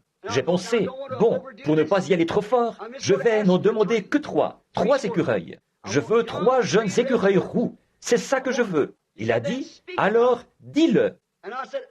Et j'ai dit, je vais attraper 3 jeunes écureuils roux. Il a dit, de quelle direction vont-ils venir? Eh bien, j'ai pensé, je me suis déjà avancé jusque-là. Il y a quelque chose qui est en train de me parler ici. Exactement comme vous m'entendez parler. Dieu, dans le ciel, j'ai ma Bible contre mon cœur, sait que c'est vrai. Et j'ai dit, bon, j'ai choisi un endroit absurde, une vieille branche sèche qui se trouvait là-bas, à environ 50 verges, la distance à laquelle j'avais ajusté ma carabine. J'ai dit, le premier sera juste là. Et il y était. Je me suis frotté les yeux et j'ai regardé de nouveau, j'ai tourné la tête et j'ai pensé, je ne veux pas tirer sur une vision. Alors, j'ai encore regardé et l'écureuil était là. J'ai mis une cartouche dans mon fusil, j'ai visé et je voyais l'œil noir de ce jeune écureuil roux. Je me suis dit, peut-être que je suis en train de dormir et que je vais me réveiller dans quelques minutes. Tu vois, je suis en train de rêver de ça. Eh bien, j'ai visé et j'ai tiré l'écureuil. Il est tombé de la branche. J'ai pensé, eh bien, je ne sais pas. J'ai pensé, eh bien, est-ce que je devrais aller là-bas le chercher? Et je me suis approché, il était là. Je l'ai ramassé et le sang coulait. Une vision ne saigne pas, vous savez. Alors, je l'ai ramassé. C'était bien un écureuil. Tout mon corps est devenu engourdi. J'ai regardé autour de moi et j'ai dit, « Oh Dieu, c'était toi !» J'ai dit, « Je te remercie pour ça. Maintenant, je vais m'en aller. » Il a dit, « Mais tu as dit, doutes-tu de ce que tu as dit? Tu as dit que tu en attraperais 3. Maintenant, d'où viendra le prochain? » J'ai pensé, eh bien, si je suis en train de rêver, je vais continuer. Alors j'ai dit, j'ai choisi un vieux bout d'arbre qui était couvert d'herbe à la puce. On ne voit jamais d'écureuil là-dedans. Alors j'ai dit, le prochain sortira de cette herbe à la puce. Et voilà, il était là, ce jeune écureuil roux. Il me regardait bien en face. J'ai posé mon fusil et je me suis frotté les yeux. Je me suis retourné et j'ai pensé, voilà, il était là. Il a tourné la tête de côté. J'ai tiré l'écureuil, puis j'allais repartir pour rentrer. Mais il a dit, tu as dit 3. Doutes-tu de ce que tu as dit? J'ai dit, non Seigneur, je ne doute pas de ce que j'ai dit, car tu le confirmes. Cette écriture-là était une énigme pour moi. Pas si je dis, mais si vous dites. Pas si Jésus le disait, mais si vous le disiez vous-même. J'ai pensé, d'une façon ou d'une autre, j'ai pénétré dans ce canal, et je sais qu'il est ici, parce que je suis presque hors de moi. J'ai pensé, celui-là, je vais m'arranger pour que ce soit vraiment absurde. J'ai dit, un écureuil roux descendra de cette colline, viendra dans cette direction-ci, passera à côté de moi, ira s'asseoir sur cette branche-là et regardera là-bas vers ce fermier. Le voici qui descend la colline, qui va tout droit là-bas s'asseoir et qui regarde le fermier. Et je l'ai tiré. Satan m'a dit, sais-tu quoi? Les bois en sont pleins maintenant. Je suis resté là jusqu'à midi et rien d'autre n'est arrivé. Ça montre que lorsque Dieu, il est le créateur même des cieux et de la terre.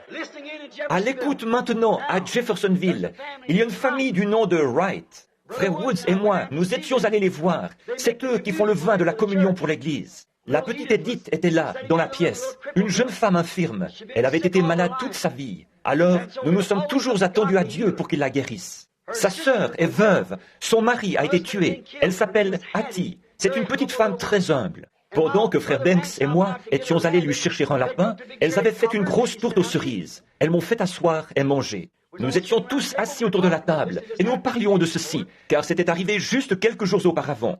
Pendant que nous étions assis autour de la table, en train de parler de ceci, tout à coup j'ai dit, qu'est-ce qui a bien pu arriver? J'ai dit, frère Wright, vous êtes un vieillard, vous avez chassé les écureuils toute votre vie. Frère Shelby, tu es un expert dans la chasse aux écureuils. Frère Woods, toi aussi, moi je les chasse depuis mon enfance. Avez-vous déjà vu un écureuil dans un fourré de platanes et de robiniers? Non, monsieur. J'ai dit, il n'y était tout simplement pas. J'ai dit, tout ce que je sais, c'est qu'il s'agit du même Dieu.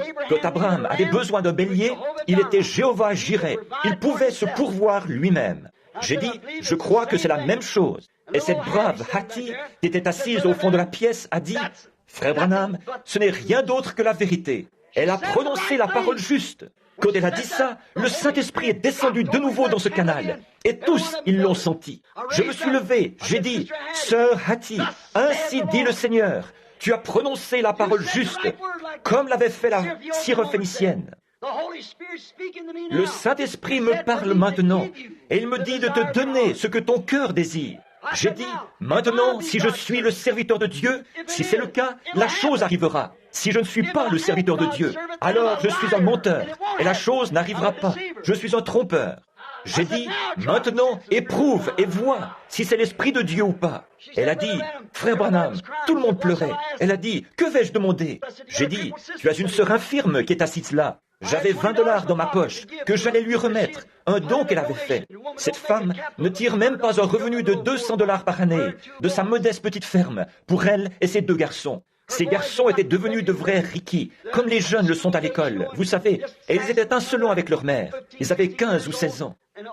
Et oh, ils étaient là qui se moquaient de ce que je disais. J'ai dit, tu as un père et une mère ici qui sont âgés. Tu n'as pas d'argent, demande de l'argent, et vois si ça ne te tombe pas entre les mains. Demande en faveur de ta sœur, et vois si elle ne se lève pas et ne se met pas à marcher. Là, je savais, comme Job, il y a quelque chose qui fait que, quand on est saisi par cela, on sait. J'ai dit, je sais. Je suis ici, devant une dizaine de personnes. J'ai dit, si la chose n'arrive pas, alors je suis un faux prophète. Elle a dit, que vais-je demander? J'ai dit, c'est à toi de décider. Je ne peux pas décider pour toi. Elle a regardé autour d'elle, cette petite femme, et tout à coup, elle a dit, frère Branham, le plus grand désir de mon cœur, c'est le salut de mes 2 garçons. J'ai dit, je te donne tes garçons au nom de Jésus-Christ. Et ces garçons qui ricanaient, riaient et se moquaient, se sont jetés aux genoux de leur mère. Ils ont abandonné leur vie à Dieu et ils ont été remplis du Saint-Esprit sur le champ. Pourquoi? Quoi? C'est la vérité. Dieu a le pouvoir de me tuer, ici devant ces gens, d'un bout à l'autre du pays. Beaucoup d'entre vous, ici, et à Jeffersonville, je peux entendre le tabernacle qui fait retentir un « Amen », parce qu'ils sont là-bas à l'écoute de ceci. Voyez-vous, parce que c'est la vérité. Qu'est-ce? C'est quand Dieu, par sa grâce souveraine, la chose arrive. Autrement, elle n'arrivera pas. À ce moment crucial, pensez aux hommes et aux gens que je connais. Dieu a laissé de côté toutes les célébrités et tout, pour donner cela à une pauvre petite femme humble, qui sait à peine signer son nom. Il savait ce qu'elle demanderait. C'était bien la chose la plus importante, car sa sœur est morte maintenant. Sa mère et son père devront mourir. L'argent aurait péri. Mais l'âme de ces garçons est éternelle. Et c'était l'heure pour eux de saisir cela. Aussitôt que j'ai dit, je te donne tes garçons au nom de Jésus-Christ. Voilà, ils se sont jetés aux genoux de leur mère. Combien de gens ici savent que c'est la vérité, sont au courant? Voyez-vous? Voilà. Oui. Pourquoi? L'inspiration.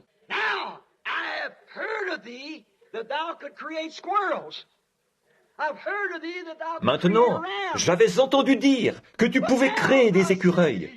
J'avais entendu dire que tu pouvais créer un bélier. Mais maintenant, je t'ai vu de mes propres yeux. La manifestation, la vision devenue visible. Quand Dieu promet quelque chose, c'est ce qu'il fera. Remarquez, quand vous avez un besoin, peut-être comme Josué, il avait un besoin, il n'a jamais pensé aux circonstances. Il a parlé, et c'était Dieu. Croyez-vous que le soleil s'est arrêté? Moi aussi. Comment l'a-t-il fait? Ne cherchez pas à comprendre comment, mais il l'a fait. Josué l'a fait. Il a levé les mains. À ce moment crucial, il avait accès à Dieu. Et c'est bien ce qui est arrivé. C'était très à propos. L'Esprit du Dieu vivant en avait vu le besoin. Et il a poussé Josué à le dire. Le même Dieu avait vu le besoin d'Abraham. Le même Dieu a vu le besoin de me confirmer cette écriture, de me montrer que cette écriture-là est vraie, elle aussi. Le même Dieu a vu le besoin de ces deux garçons prédestinés. Et c'est à ce moment-là qu'il a prouvé cela et qu'il a confirmé sa parole. Dans Marc 14, nous voyons une femme qui a cru en lui. Elle avait un besoin et elle a vu qu'il avait besoin qu'on lui lave les pieds.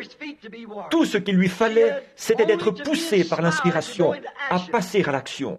Maintenant, écoutez bien, avant que nous terminions, tout ce qu'il lui fallait, c'était d'être poussé par l'inspiration à passer à l'action, puisqu'elle avait déjà entendu parler de lui.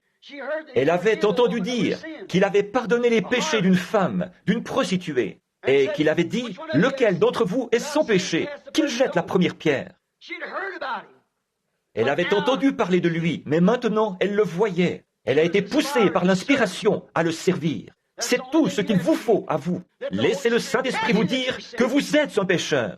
Laissez le Saint-Esprit vous dire que vous avez tort. Laissez le Saint-Esprit vous prouver par les Écritures que selon les Écritures, vous avez tort.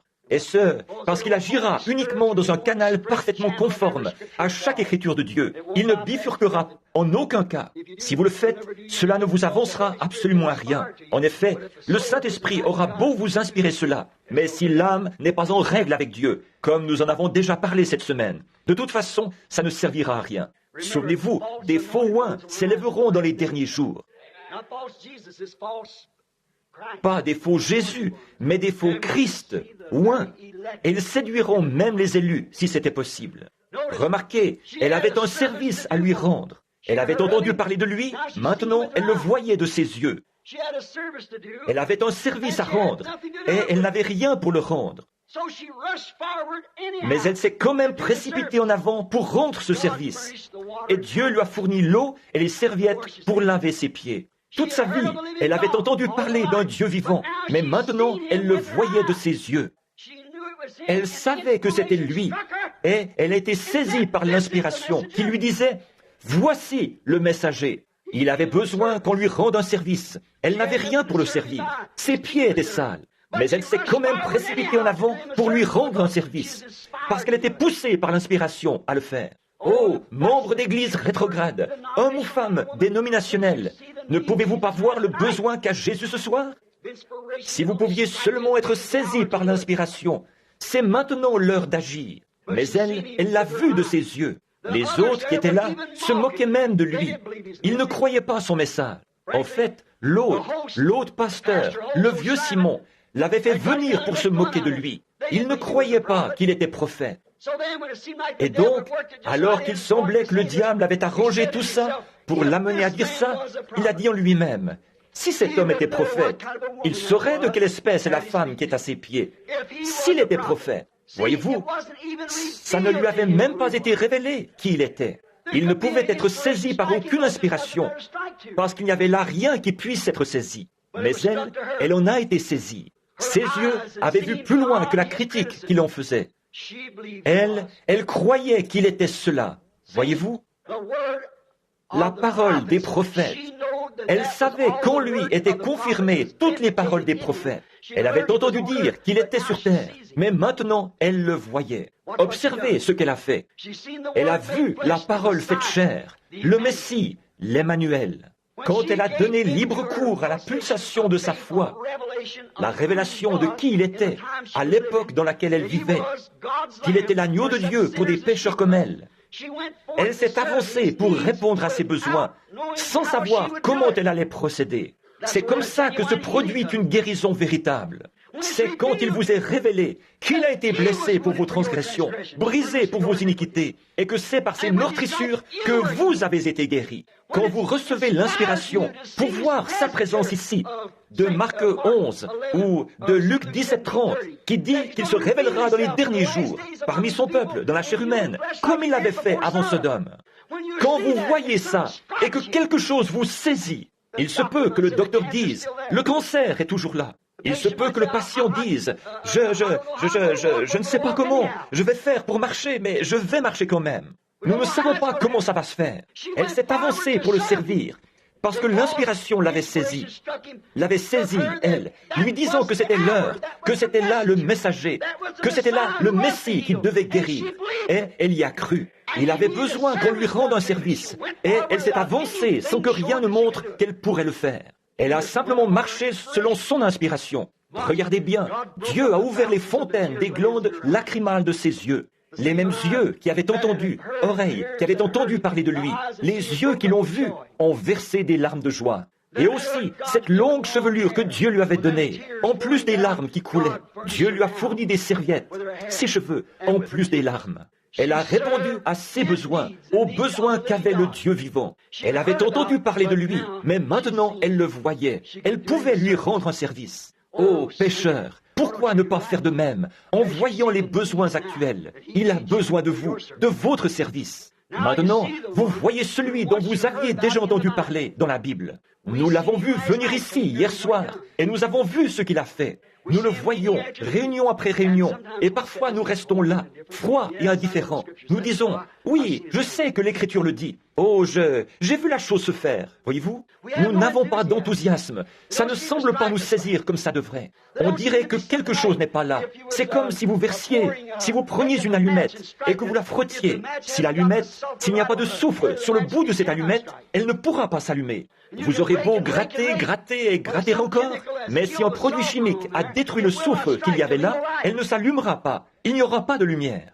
Mais si ce produit chimique, le soufre, on le frotte contre le métal, s'il est toujours là, quand on va frotter, ça va s'allumer. De même, quand il y a la véritable, l'authentique confirmation des Écritures de ce message du dernier jour, et que vous voyez la présence de Jésus-Christ, alors que vous aviez entendu parler de ce qu'il avait fait au cours de sa vie, et que vous entendez dire par les Écritures qu'il est le même hier, aujourd'hui et éternellement, et que juste avant que tout ça, dans cet état sodomite, soit brûlé par la colère de Dieu, vous voyez Jésus revenir parmi son peuple, prendre forme dans la chair humaine, et faire la même chose que ce qu'il avait fait. Oh, ça devrait catapulter notre âme dans la gloire. Ça devrait avoir un effet sur nous. Pourquoi? Ça descend sur cela. Dans la Bible, vous avez entendu parler de ce qu'il a fait, de la femme qui avait touché son vêtement. Il s'est retourné et lui a dit quel était son problème, et que sa foi l'avait guéri. Maintenant, il a promis qu'il ferait de nouveau cette même chose, juste avant que le monde soit brûlé, et que le monde serait alors dans un état comme celui de Sodome. Le Nouveau Testament, le prophète Dieu, le prophète des prophètes, le Dieu de tous les prophètes, la plénitude de la divinité corporellement, Dieu manifesté dans une chair, le créateur de la Genèse. Alléluia! C'est sa parole à lui. C'est lui qui a dit que cela arriverait.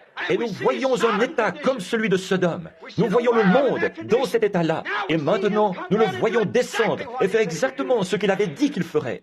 Maintenant, nous avons entendu parler de lui. Maintenant, nous le voyons. Mes oreilles avaient entendu parler de toi.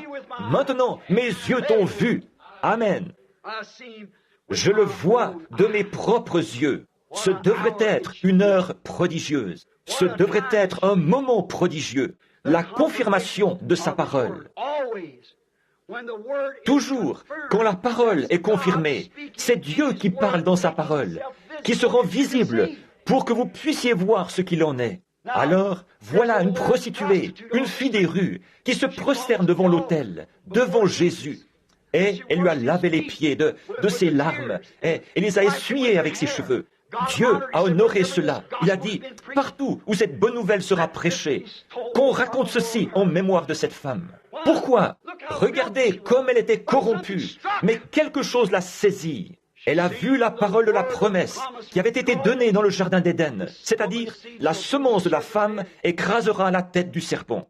Elle a vu le Messie qui était né d'une vierge. Elle avait entendu dire qu'il devait naître d'une vierge, mais on avait entendu dire que cet homme était sur la terre.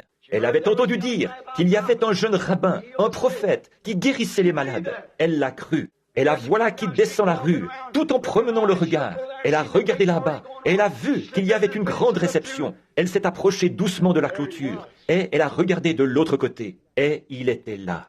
Il était là! Quelque chose lui a dit, c'est lui! Voyez-vous, tout ce qu'il lui fallait pour être inspiré, c'était ça. Voyez-vous ce qui est arrivé? Elle a vu la parole de Dieu faite chair. Son oreille en avait entendu parler. Maintenant, ses yeux le voyaient. Or, tout le monde sait que nous avons reçu une promesse quant à l'état de l'Église au dernier jour. L'Église, dans son état actuel, ne pourra jamais accomplir les commandements de Dieu.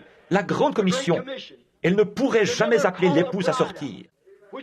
Laquelle le ferait? L'Église pentecôtiste? Je vous dis que non. Aucune des autres. Ça, c'est la balle qui entoure le blé. Elle est apparue. Elle ressemblait tout à fait au blé. Mais il n'y avait pas de blé dedans. Elle s'ouvre, mais le grain sort de là. Elle s'organise. Elle se détruise elle-même. C'est là qu'elle meurt. Elle, ce sont les tiges. Mais le blé est sorti de là. Et maintenant, il a commencé à prendre forme. La forme de l'épouse. Le grain de blé qui était tombé en terre pendant l'âge des ténèbres. Il fallait qu'il meure.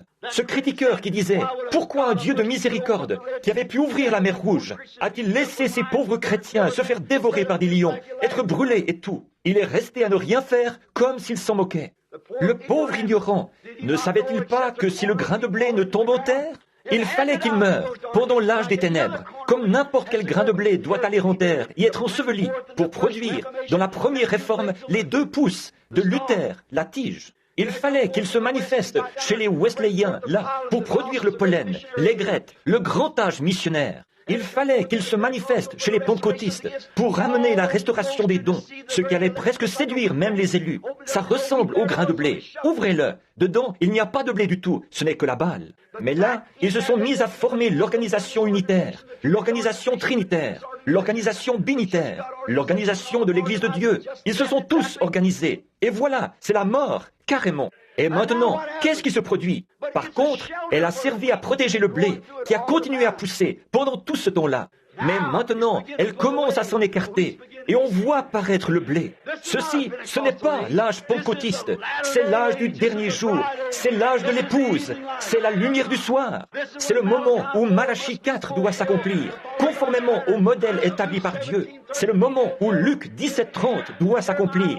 C'est la seconde, et Jérémie, et tous les autres là, ces jours dont Joël a parlé. Il s'agit de ce jour-ci. J'avais entendu dire, Seigneur, que cela viendrait, mais maintenant mon œil l'a vu. Malgré que beaucoup, le nombre d'imposteurs qui se lèveront, c'est Jeunesse et Jean Bresse, avec toutes leurs combines, pour faire tout ce que Moïse faisait. Ça ne l'a pas ébranlé du tout, ni lui, ni Aaron. Ils savaient d'où, comme Job, ils savaient de qui venait leur inspiration. Ils savaient que c'était ainsi dit le Seigneur. Et la même Bible qui a parlé d'eux dit que dans les derniers jours, ces imitateurs apparaîtraient de nouveau. Ces dénominations religieuses, quand quelque chose a commencé, qui a commencé le premier? Moïse ou eux? Si eux avaient commencé les premiers, alors c'est Moïse qui aurait été l'imitateur. Maintenant, il y a toutes sortes de gens qui discernent et tout le reste, qui cherchent à détourner votre pensée de la chose authentique de Dieu, dont Dieu a prouvé que c'était la vérité par son écriture. Nos oreilles avaient entendu parler de cela. Maintenant, notre œil l'a vu. Amen. Le croyez-vous? De tout notre cœur, l'inspiration. Le jour où le Fils de l'homme se révélera, un Fils de l'homme, Jésus-Christ manifesté au milieu de son peuple. Un homme est venu vers Abraham et son groupe là-bas. C'était un homme d'apparence ordinaire, avec de la poussière sur ses vêtements. Il avait le dos tourné à la tente. Il a dit, « Où est ta femme, Sarah ?» Pas S-A-R-A-I, S-A-R-A, A-B-R-A-H-A-M, pas A-B-R-A-M. Il a appelé celui-ci par son nom. Il a dit, où est-elle? Il a dit, elle est dans la tente, derrière toi. Il a dit, je vais te visiter à la période de la vie. Et elle a ri par en dessous. Il a dit, pourquoi a-t-elle ri? Maintenant, il a promis. Ces gens-là étaient ceux qui attendaient un fils promis. Or, peu m'importe combien les gens dans ces dénominations peuvent faire, dire qu'ils attendent Christ, leurs actes prouvent que non. C'est vrai, vos actes en disent plus long que vos paroles. Tout ce qu'ils ont en tête, c'est d'ajouter des membres à leur dénomination. Par contre, il y a quelques personnes, une ici et une là, qui attendent la venue du Seigneur. Eux, ils veillent. Par contre, c'est uniquement à eux qu'il se révélera. C'est uniquement eux qui comprendront. Seuls les élus avaient compris qui il était.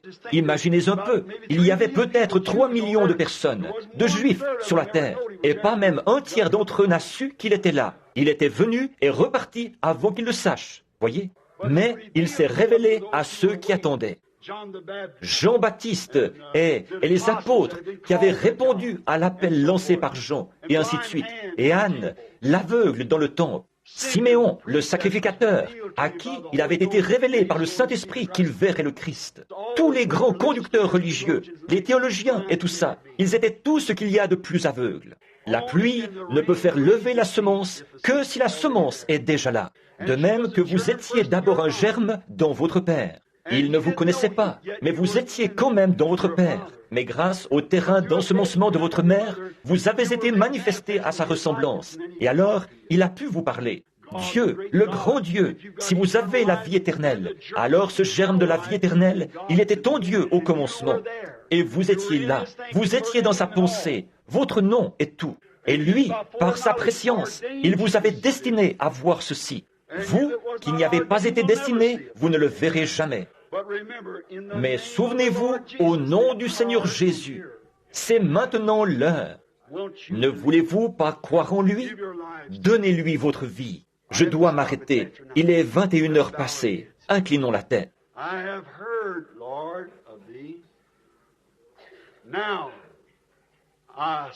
J'avais entendu parler de toi, Seigneur. Maintenant, je t'ai vu. Seigneur Jésus, bénis ces gens alors qu'ils sont dans l'attente. Maintenant, je vais vous poser une question. Je vais laisser le Saint-Esprit.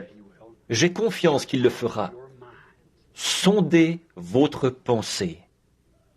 Vous éprouvez votre âme pour voir si vous croyez réellement. Si vous constatez qu'il y a là un peu de doute, voudriez-vous lever la main?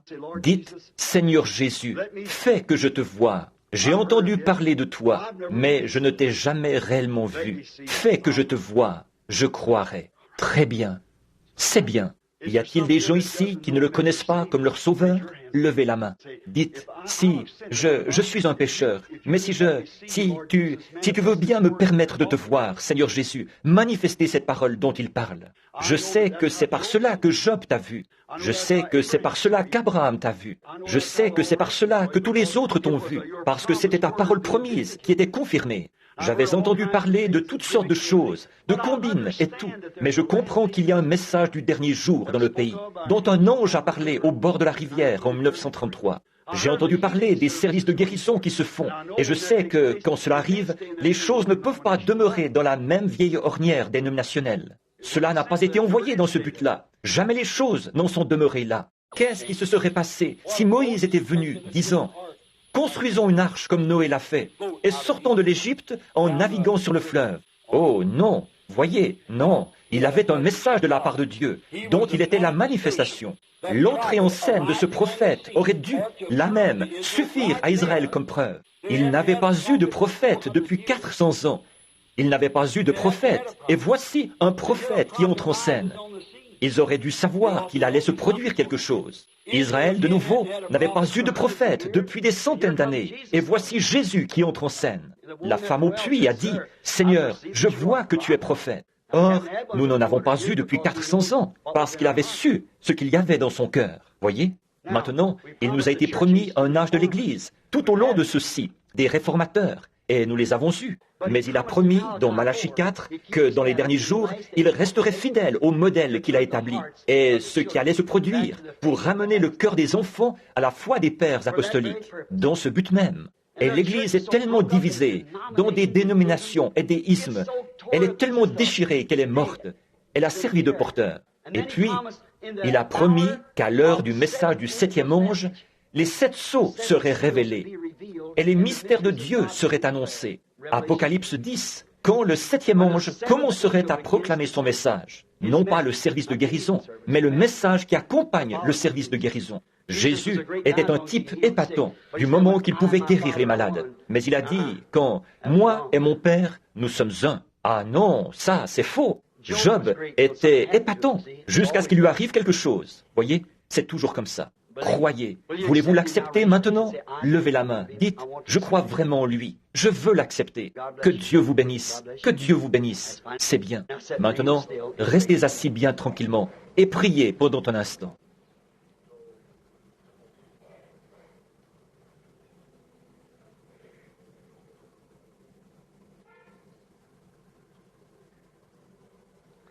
Dieu bien-aimé, en ce moment solennel, un jour, ce sera un moment comme celui-ci, que se fera réellement entendre un coup de tonnerre, et le Fils de Dieu, avec un cri de commandement, avec une voix d'archange, et avec la trompette de Dieu, descendra des cieux, et les morts en Christ ressusciteront. Et chacun de nous, nous savons et nous sommes conscients ce soir, Père, que nous aurons à répondre de chaque parole donnée, et de chaque parole prononcée, et même les pensées qui sont dans notre cœur, nous aurons à en répondre.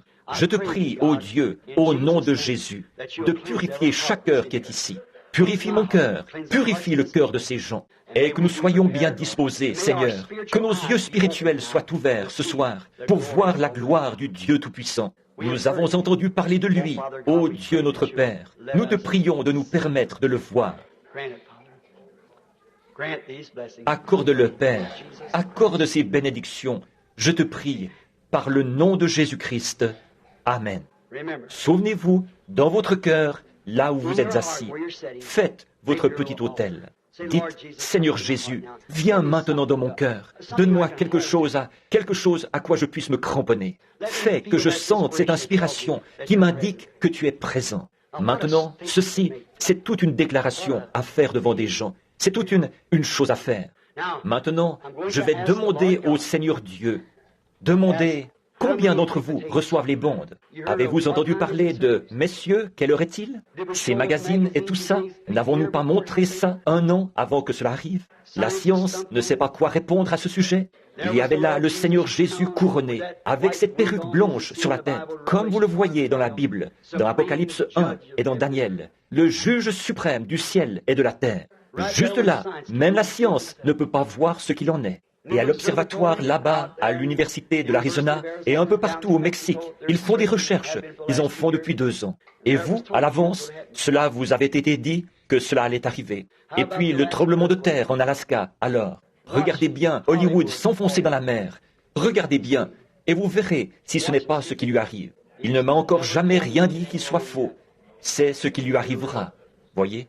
Regardez bien, et vous verrez si nous ne vivons pas aux dernières heures de l'histoire. Personne ne sait à quelle heure il viendra. Mais je sais une chose, je crois que dans mon état actuel, si j'ai bien toute ma tête, moi, si je n'étais pas chrétien, il est certain que je voudrais être un vrai chrétien, comme ceux de la Bible, et non de l'espèce dénominationnelle.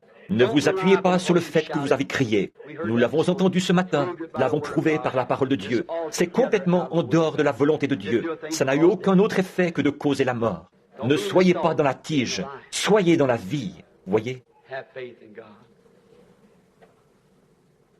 Ayez foi en Dieu.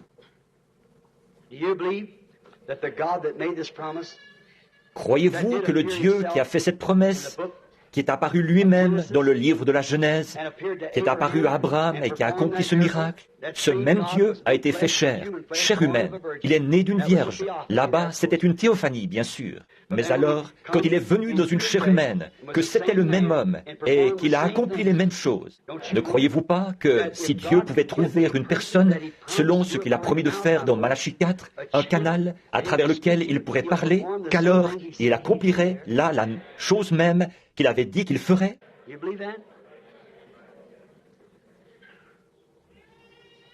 Croyez-vous ça? Moi aussi, je crois qu'il le ferait. Croyez-vous que vous pouvez avoir la foi pour toucher son vêtement? Sa foi pour toucher le vêtement? Croyez-vous qu'en ce moment même, il y a quelque chose qui parle à votre cœur, là, et vous dit que vous avez la foi pour toucher son vêtement? Croyez-vous pouvoir le faire? Alors, élevez-vous et touchez-le par votre foi, pas par de l'émotion, mais simplement par une foi tout à fait pure, sans mélange. Dites simplement, « Seigneur, je crois de tout mon cœur. Je désire que tu me touches, parce que j'ai entendu dire que tu l'as déjà fait. Alors maintenant, je voudrais le voir de mes propres yeux. Moi, je ne peux pas vous toucher. Il faut que ce soit Dieu qui vous touche. Croyez-vous qu'il le fera? Je regarde ici, à ma gauche. On dirait qu'il y a comme un canal, comme j'en ai parlé, quelque chose qui tire dans cette direction.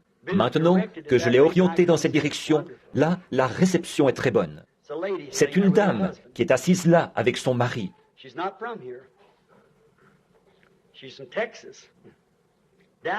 Elle n'est pas d'ici, elle est du Texas, de Dallas.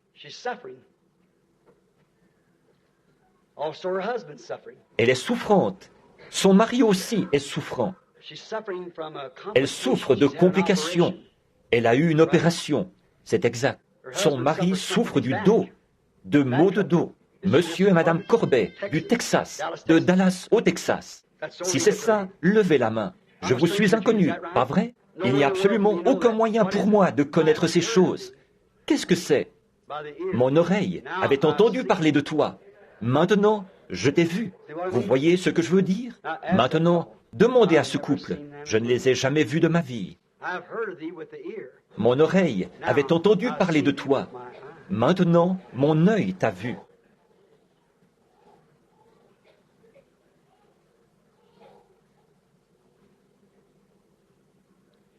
Si vous pouvez croire, Dieu peut vous donner ce dont vous avez besoin.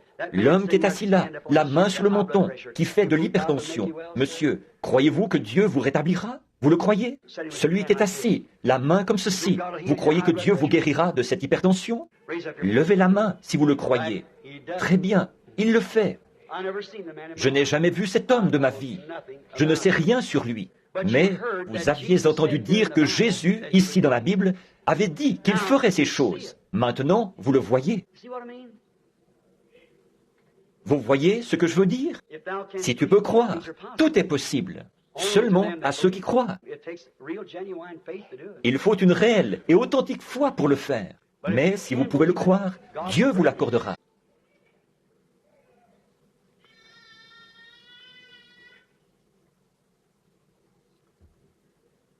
Il y a une dame qui est assise là-bas, au fond, et qui me regarde. Elle a un goitre à la gorge. La dame qui est assise près d'elle, qui est assise à côté d'elle, pour qu'elle le comprenne. Cette dame-là aussi, elle fait de l'hypertension. C'est exact. La dame qui est assise à côté de celle-là, elle aussi, elle a un problème. Et elle n'est pas d'ici, elle vient de l'Arkansas. Elles ne reconnaissent pas ce qui est en train d'arriver.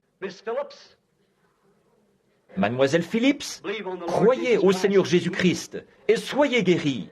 Croyez-vous en lui de tout votre cœur? L'acceptez-vous? Bien, alors cela vous sera accordé. Maintenant vous dites, c'est mystérieux ça. Non, non.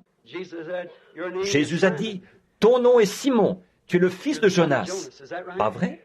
Mon oreille avait entendu parler de toi. Maintenant, mon œil t'a vu. Maintenant, ne voyez-vous pas ce qui est arrivé? La personne est simplement assise là, elle regarde, elle croit, elle a confiance, et tout à coup, voilà, cela arrive. Voyez? Tu te sens mieux, mon garçon, ce soir? Mieux qu'hier soir? Ça se passe? Ça va bien maintenant? Tu vas te rétablir? Oui, il était ici hier soir. Il se tapait la tête et tout le reste. Maintenant, ce soir, il a l'air d'un gentleman. Voyez? Certaines choses n'étaient pas tout à fait claires pour lui, mais tout est arrangé maintenant. Voyez? Ça ira bien. Voyez? En ce jour-là, le Fils de l'homme se révélera. Voyez-vous? Juste avant que Sodome soit brûlée. Mon oreille avait entendu parler de toi. Maintenant, mon œil t'a vu. J'avais entendu Jésus-Christ dire qu'il avait promis cela. Je vois cette promesse qui prend vie maintenant. Voyez? Mon oreille avait entendu parler de toi. Maintenant, mon œil l'a vu. Combien croient qu'il s'agit de lui? Ô Dieu! Maintenant, pendant que nous sommes ici, il se fait tard. Demain soir, nous aurons un grand service de guérison. Frère Moore et moi, nous comptons nous tenir ici et prier pour toutes les personnes qui voudront passer dans la ligne. Mais je m'étais dit que, pour la prédication de ce soir, j'allais simplement faire un appel à l'autel. Mais ensuite, je me suis dit que non, car il est dit là, mon oreille avait entendu parler de toi. Maintenant, mon œil désire te voir. Maintenant, il est ici. Le croyez-vous? Maintenant, imposons-nous les mains les uns aux autres. Souvenez-vous que celui-là même qui a promis qu'il ferait ceci a dit, voici les signes qui accompagneront ceux qui auront cru. Est-ce qu'il l'a dit? Êtes-vous en croyant? Dites Amen. Eh bien, alors, le même Dieu qui a fait la promesse, que vous venez de le voir exécuter, demandez à n'importe laquelle de ces personnes. Je ne les ai jamais vues, je ne sais rien sur elles. Je ne les reconnaîtrais même pas. En ce moment, voyez-vous, ça m'est impossible. Mais cette écriture doit s'accomplir. Eh bien, si elle est accomplie, ça montre que nous sommes dans les derniers temps. Nous savons par là que le Fils de l'homme est sur le point de venir, parce qu'il se révèle dans la chair humaine. Pas vrai? Alors, nous savons que c'est vrai. Et vous dites que vous croyez en lui. Et vous avez posé vos mains les uns sur les autres. Si vos mains sont posées les uns sur les autres, le même Fils de Dieu qui est ici pour réaliser ceci devant vos yeux, ce même Fils est ici pour dire, ils seront guéris. Le même Fils de Dieu. J'ai entendu dire qu'il a dit, si les croyants imposent les mains, ils seront guéris. Mon oreille en a entendu parler. Maintenant fait que mes yeux le voient. Il a promis de le faire. Maintenant, pendant que je prie, priez aussi. Seigneur Jésus, au nom de l'Éternel, le Dieu du ciel, que ton esprit descende dans le cœur de ces gens, cette authentique foi de Dieu qui leur confirmera cette promesse. Et puisse le Dieu du ciel guérir chacun d'eux, alors qu'ils obéissent à tes commandements en s'imposant les mains les uns aux autres. Qu'il en soit ainsi, Seigneur, au nom de Jésus-Christ. Fasse qu'il en soit ainsi, pour ta gloire.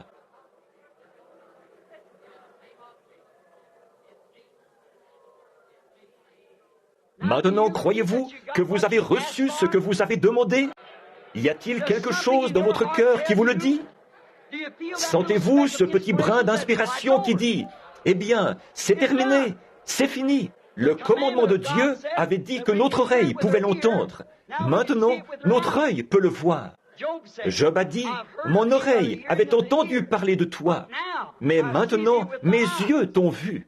Or, vous en aviez entendu parler par la parole, par l'écoute de la parole. La foi vient de ce qu'on entend, de ce qu'on entend la parole. Maintenant, vos yeux la voient agir. Or, c'est ce même Dieu qui a dit que, quand ces choses arriveraient, que ceux qui croiraient ceci imposeraient les mains aux malades, et les malades seraient guéris. Maintenant, est-ce que c'est descendu dans votre cœur que vous êtes guéris? Si oui, levez la main. Amen. La vraie guérison à la manière apostolique, c'est ça. Vous êtes sérieux? Vous le croyez de tout votre cœur? Alléluia! C'est tout ce qu'il nous faut. Levons-nous et donnons-lui gloire. Alors, merci Seigneur Jésus. Que le nom du Seigneur soit béni. I will praise him. I will praise him. Praise the Lamb for sinners slain. Give him glory, all ye people, for his blood has washed away his stain. Maintenant, l'aimez-vous? Maintenant, tous ensemble, donnons-lui gloire, vous tous les peuples. Regardez, alors, si cela vous a été révélé par Dieu, dans le canal qui s'était ouvert pour votre salut, le canal même qui vous avait fait savoir que vous étiez sauvés, c'est ce même canal par lequel Dieu a agi, comme il avait fait en Job et les prophètes. Il a agi en vous, par ce canal, du fait que vous êtes chrétiens, en vous donnant la révélation divine que vous êtes guéris. Et alors, il n'y a rien qui peut empêcher ça. So we give him glory, all ye people, for his blood has washed away every doubt. Tous les doutes, efface tous les doutes. I will praise him. I will praise him. Praise the Lamb for sinners slain. Give him glory, all ye people, for his blood has washed away his stain. Oh, vous l'aimez, n'est-ce pas? Ah, que c'est merveilleux! Mon oreille avait entendu parler de toi, Seigneur. Et la foi vient de ce qu'on entend. Mais maintenant, je t'ai vu. Dieu qui se fait connaître parmi son peuple, comme il l'avait fait à Abraham, par sa promesse, selon laquelle le Fils de l'homme allait se révéler dans les jours où le monde serait dans un état comme celui de Sodome.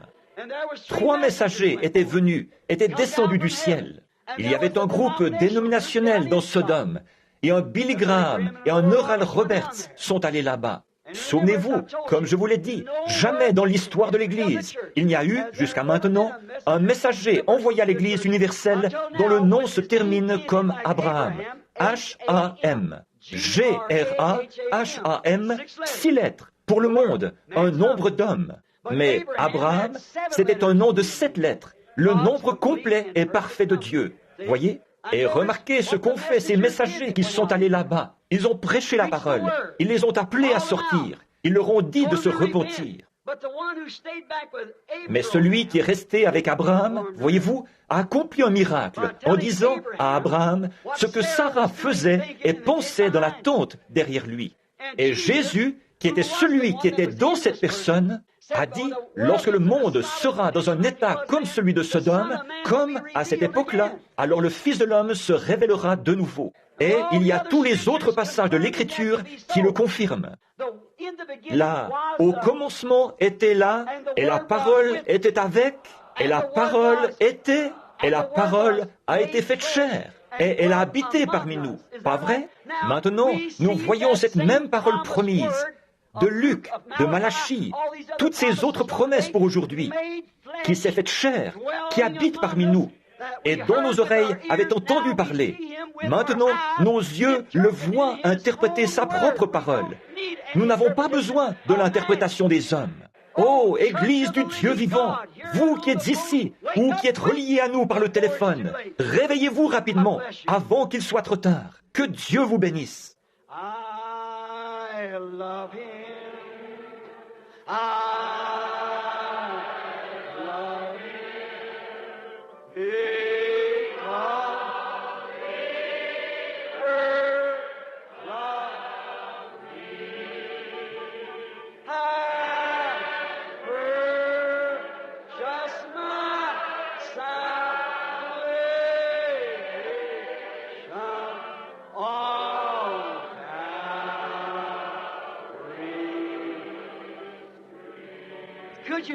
Pouvez-vous le concevoir, Église? Vous regardez de vos propres yeux la parole vivante de Dieu manifestée, La promesse de l'heure, dans les derniers jours, vous regardez de vos propres yeux la parole vivante interprétée sous une forme naturelle. Dieu parmi nous, je le vois de mes propres yeux, celui, j'avais entendu dire qu'il le ferait. Tous les sages d'autrefois ont attendu ce jour. Maintenant, nous le voyons de nos propres yeux, manifesté. Combien de méthodistes d'autrefois qui poussaient des cris, et de baptistes, et de vrais, d'authentiques pentecôtistes, dans leur âge, ont désiré ardemment voir ceci arriver. Beaucoup d'entre eux savaient que cela arriverait. Mais nous sommes ici ce soir, et nous le voyons arriver. Oh, vous l'aimez, n'est-ce pas? Or, Jésus a dit, « À ceux-ci tous connaîtront que vous êtes mes disciples, si vous vous aimez les uns les autres. » Donc, puisque nous l'aimons, serrons-nous la main les uns les autres et chantons « Je le louerai, je le louerai ». Très bien. I will praise Him.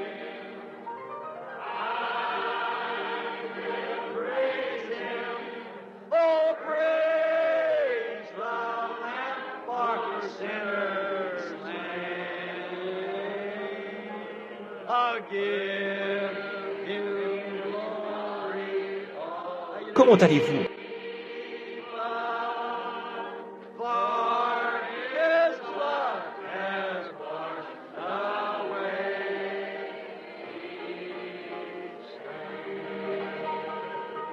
What did the queen of Belteshazzar La reine de Belshazzar, qu'est-ce qu'elle a dit en présence de son roi ce soir-là? Il y a un homme dans ton royaume qui dissipe les doutes. Et le Saint-Esprit ce soir est celui qui dissipe les doutes. Le croyez-vous? Celui qui dissipe les doutes. Maintenant, le sang de Christ efface toutes les tâches, la tâche du doute. Il n'y a pas plus grand péché au monde que l'incrédulité. Car celui qui ne croit pas est déjà jugé. Pas vrai? Celui qui ne croit pas est déjà jugé. Il n'y a qu'un péché, c'est l'incrédulité. Fumer n'est pas un péché. Jurer n'est pas un péché. Commettre adultère n'est pas un péché. Mentir n'est pas un péché. Ça, ce n'est pas le péché. C'est le résultat de l'incrédulité. L'incrédulité, vous faites ces choses parce que vous ne croyez pas. Si vous le croyez vraiment, vous ne faites pas ces choses. Oh, que merveilleux! Et le sang de l'agneau a effacé tous les doutes. Nous croyons sa parole, dure comme fer. Nous croyons que la parole a été faite chair. Et nous croyons que la parole est faite chair par la confirmation de sa présence maintenant pour confirmer sa parole. Le croyez-vous? Que Dieu vous bénisse. Nous espérons vous revoir ici demain matin pour passer des moments merveilleux dans le Seigneur. Maintenant, alors que vous inclinez la tête, je remets le service à Frère Lindsay.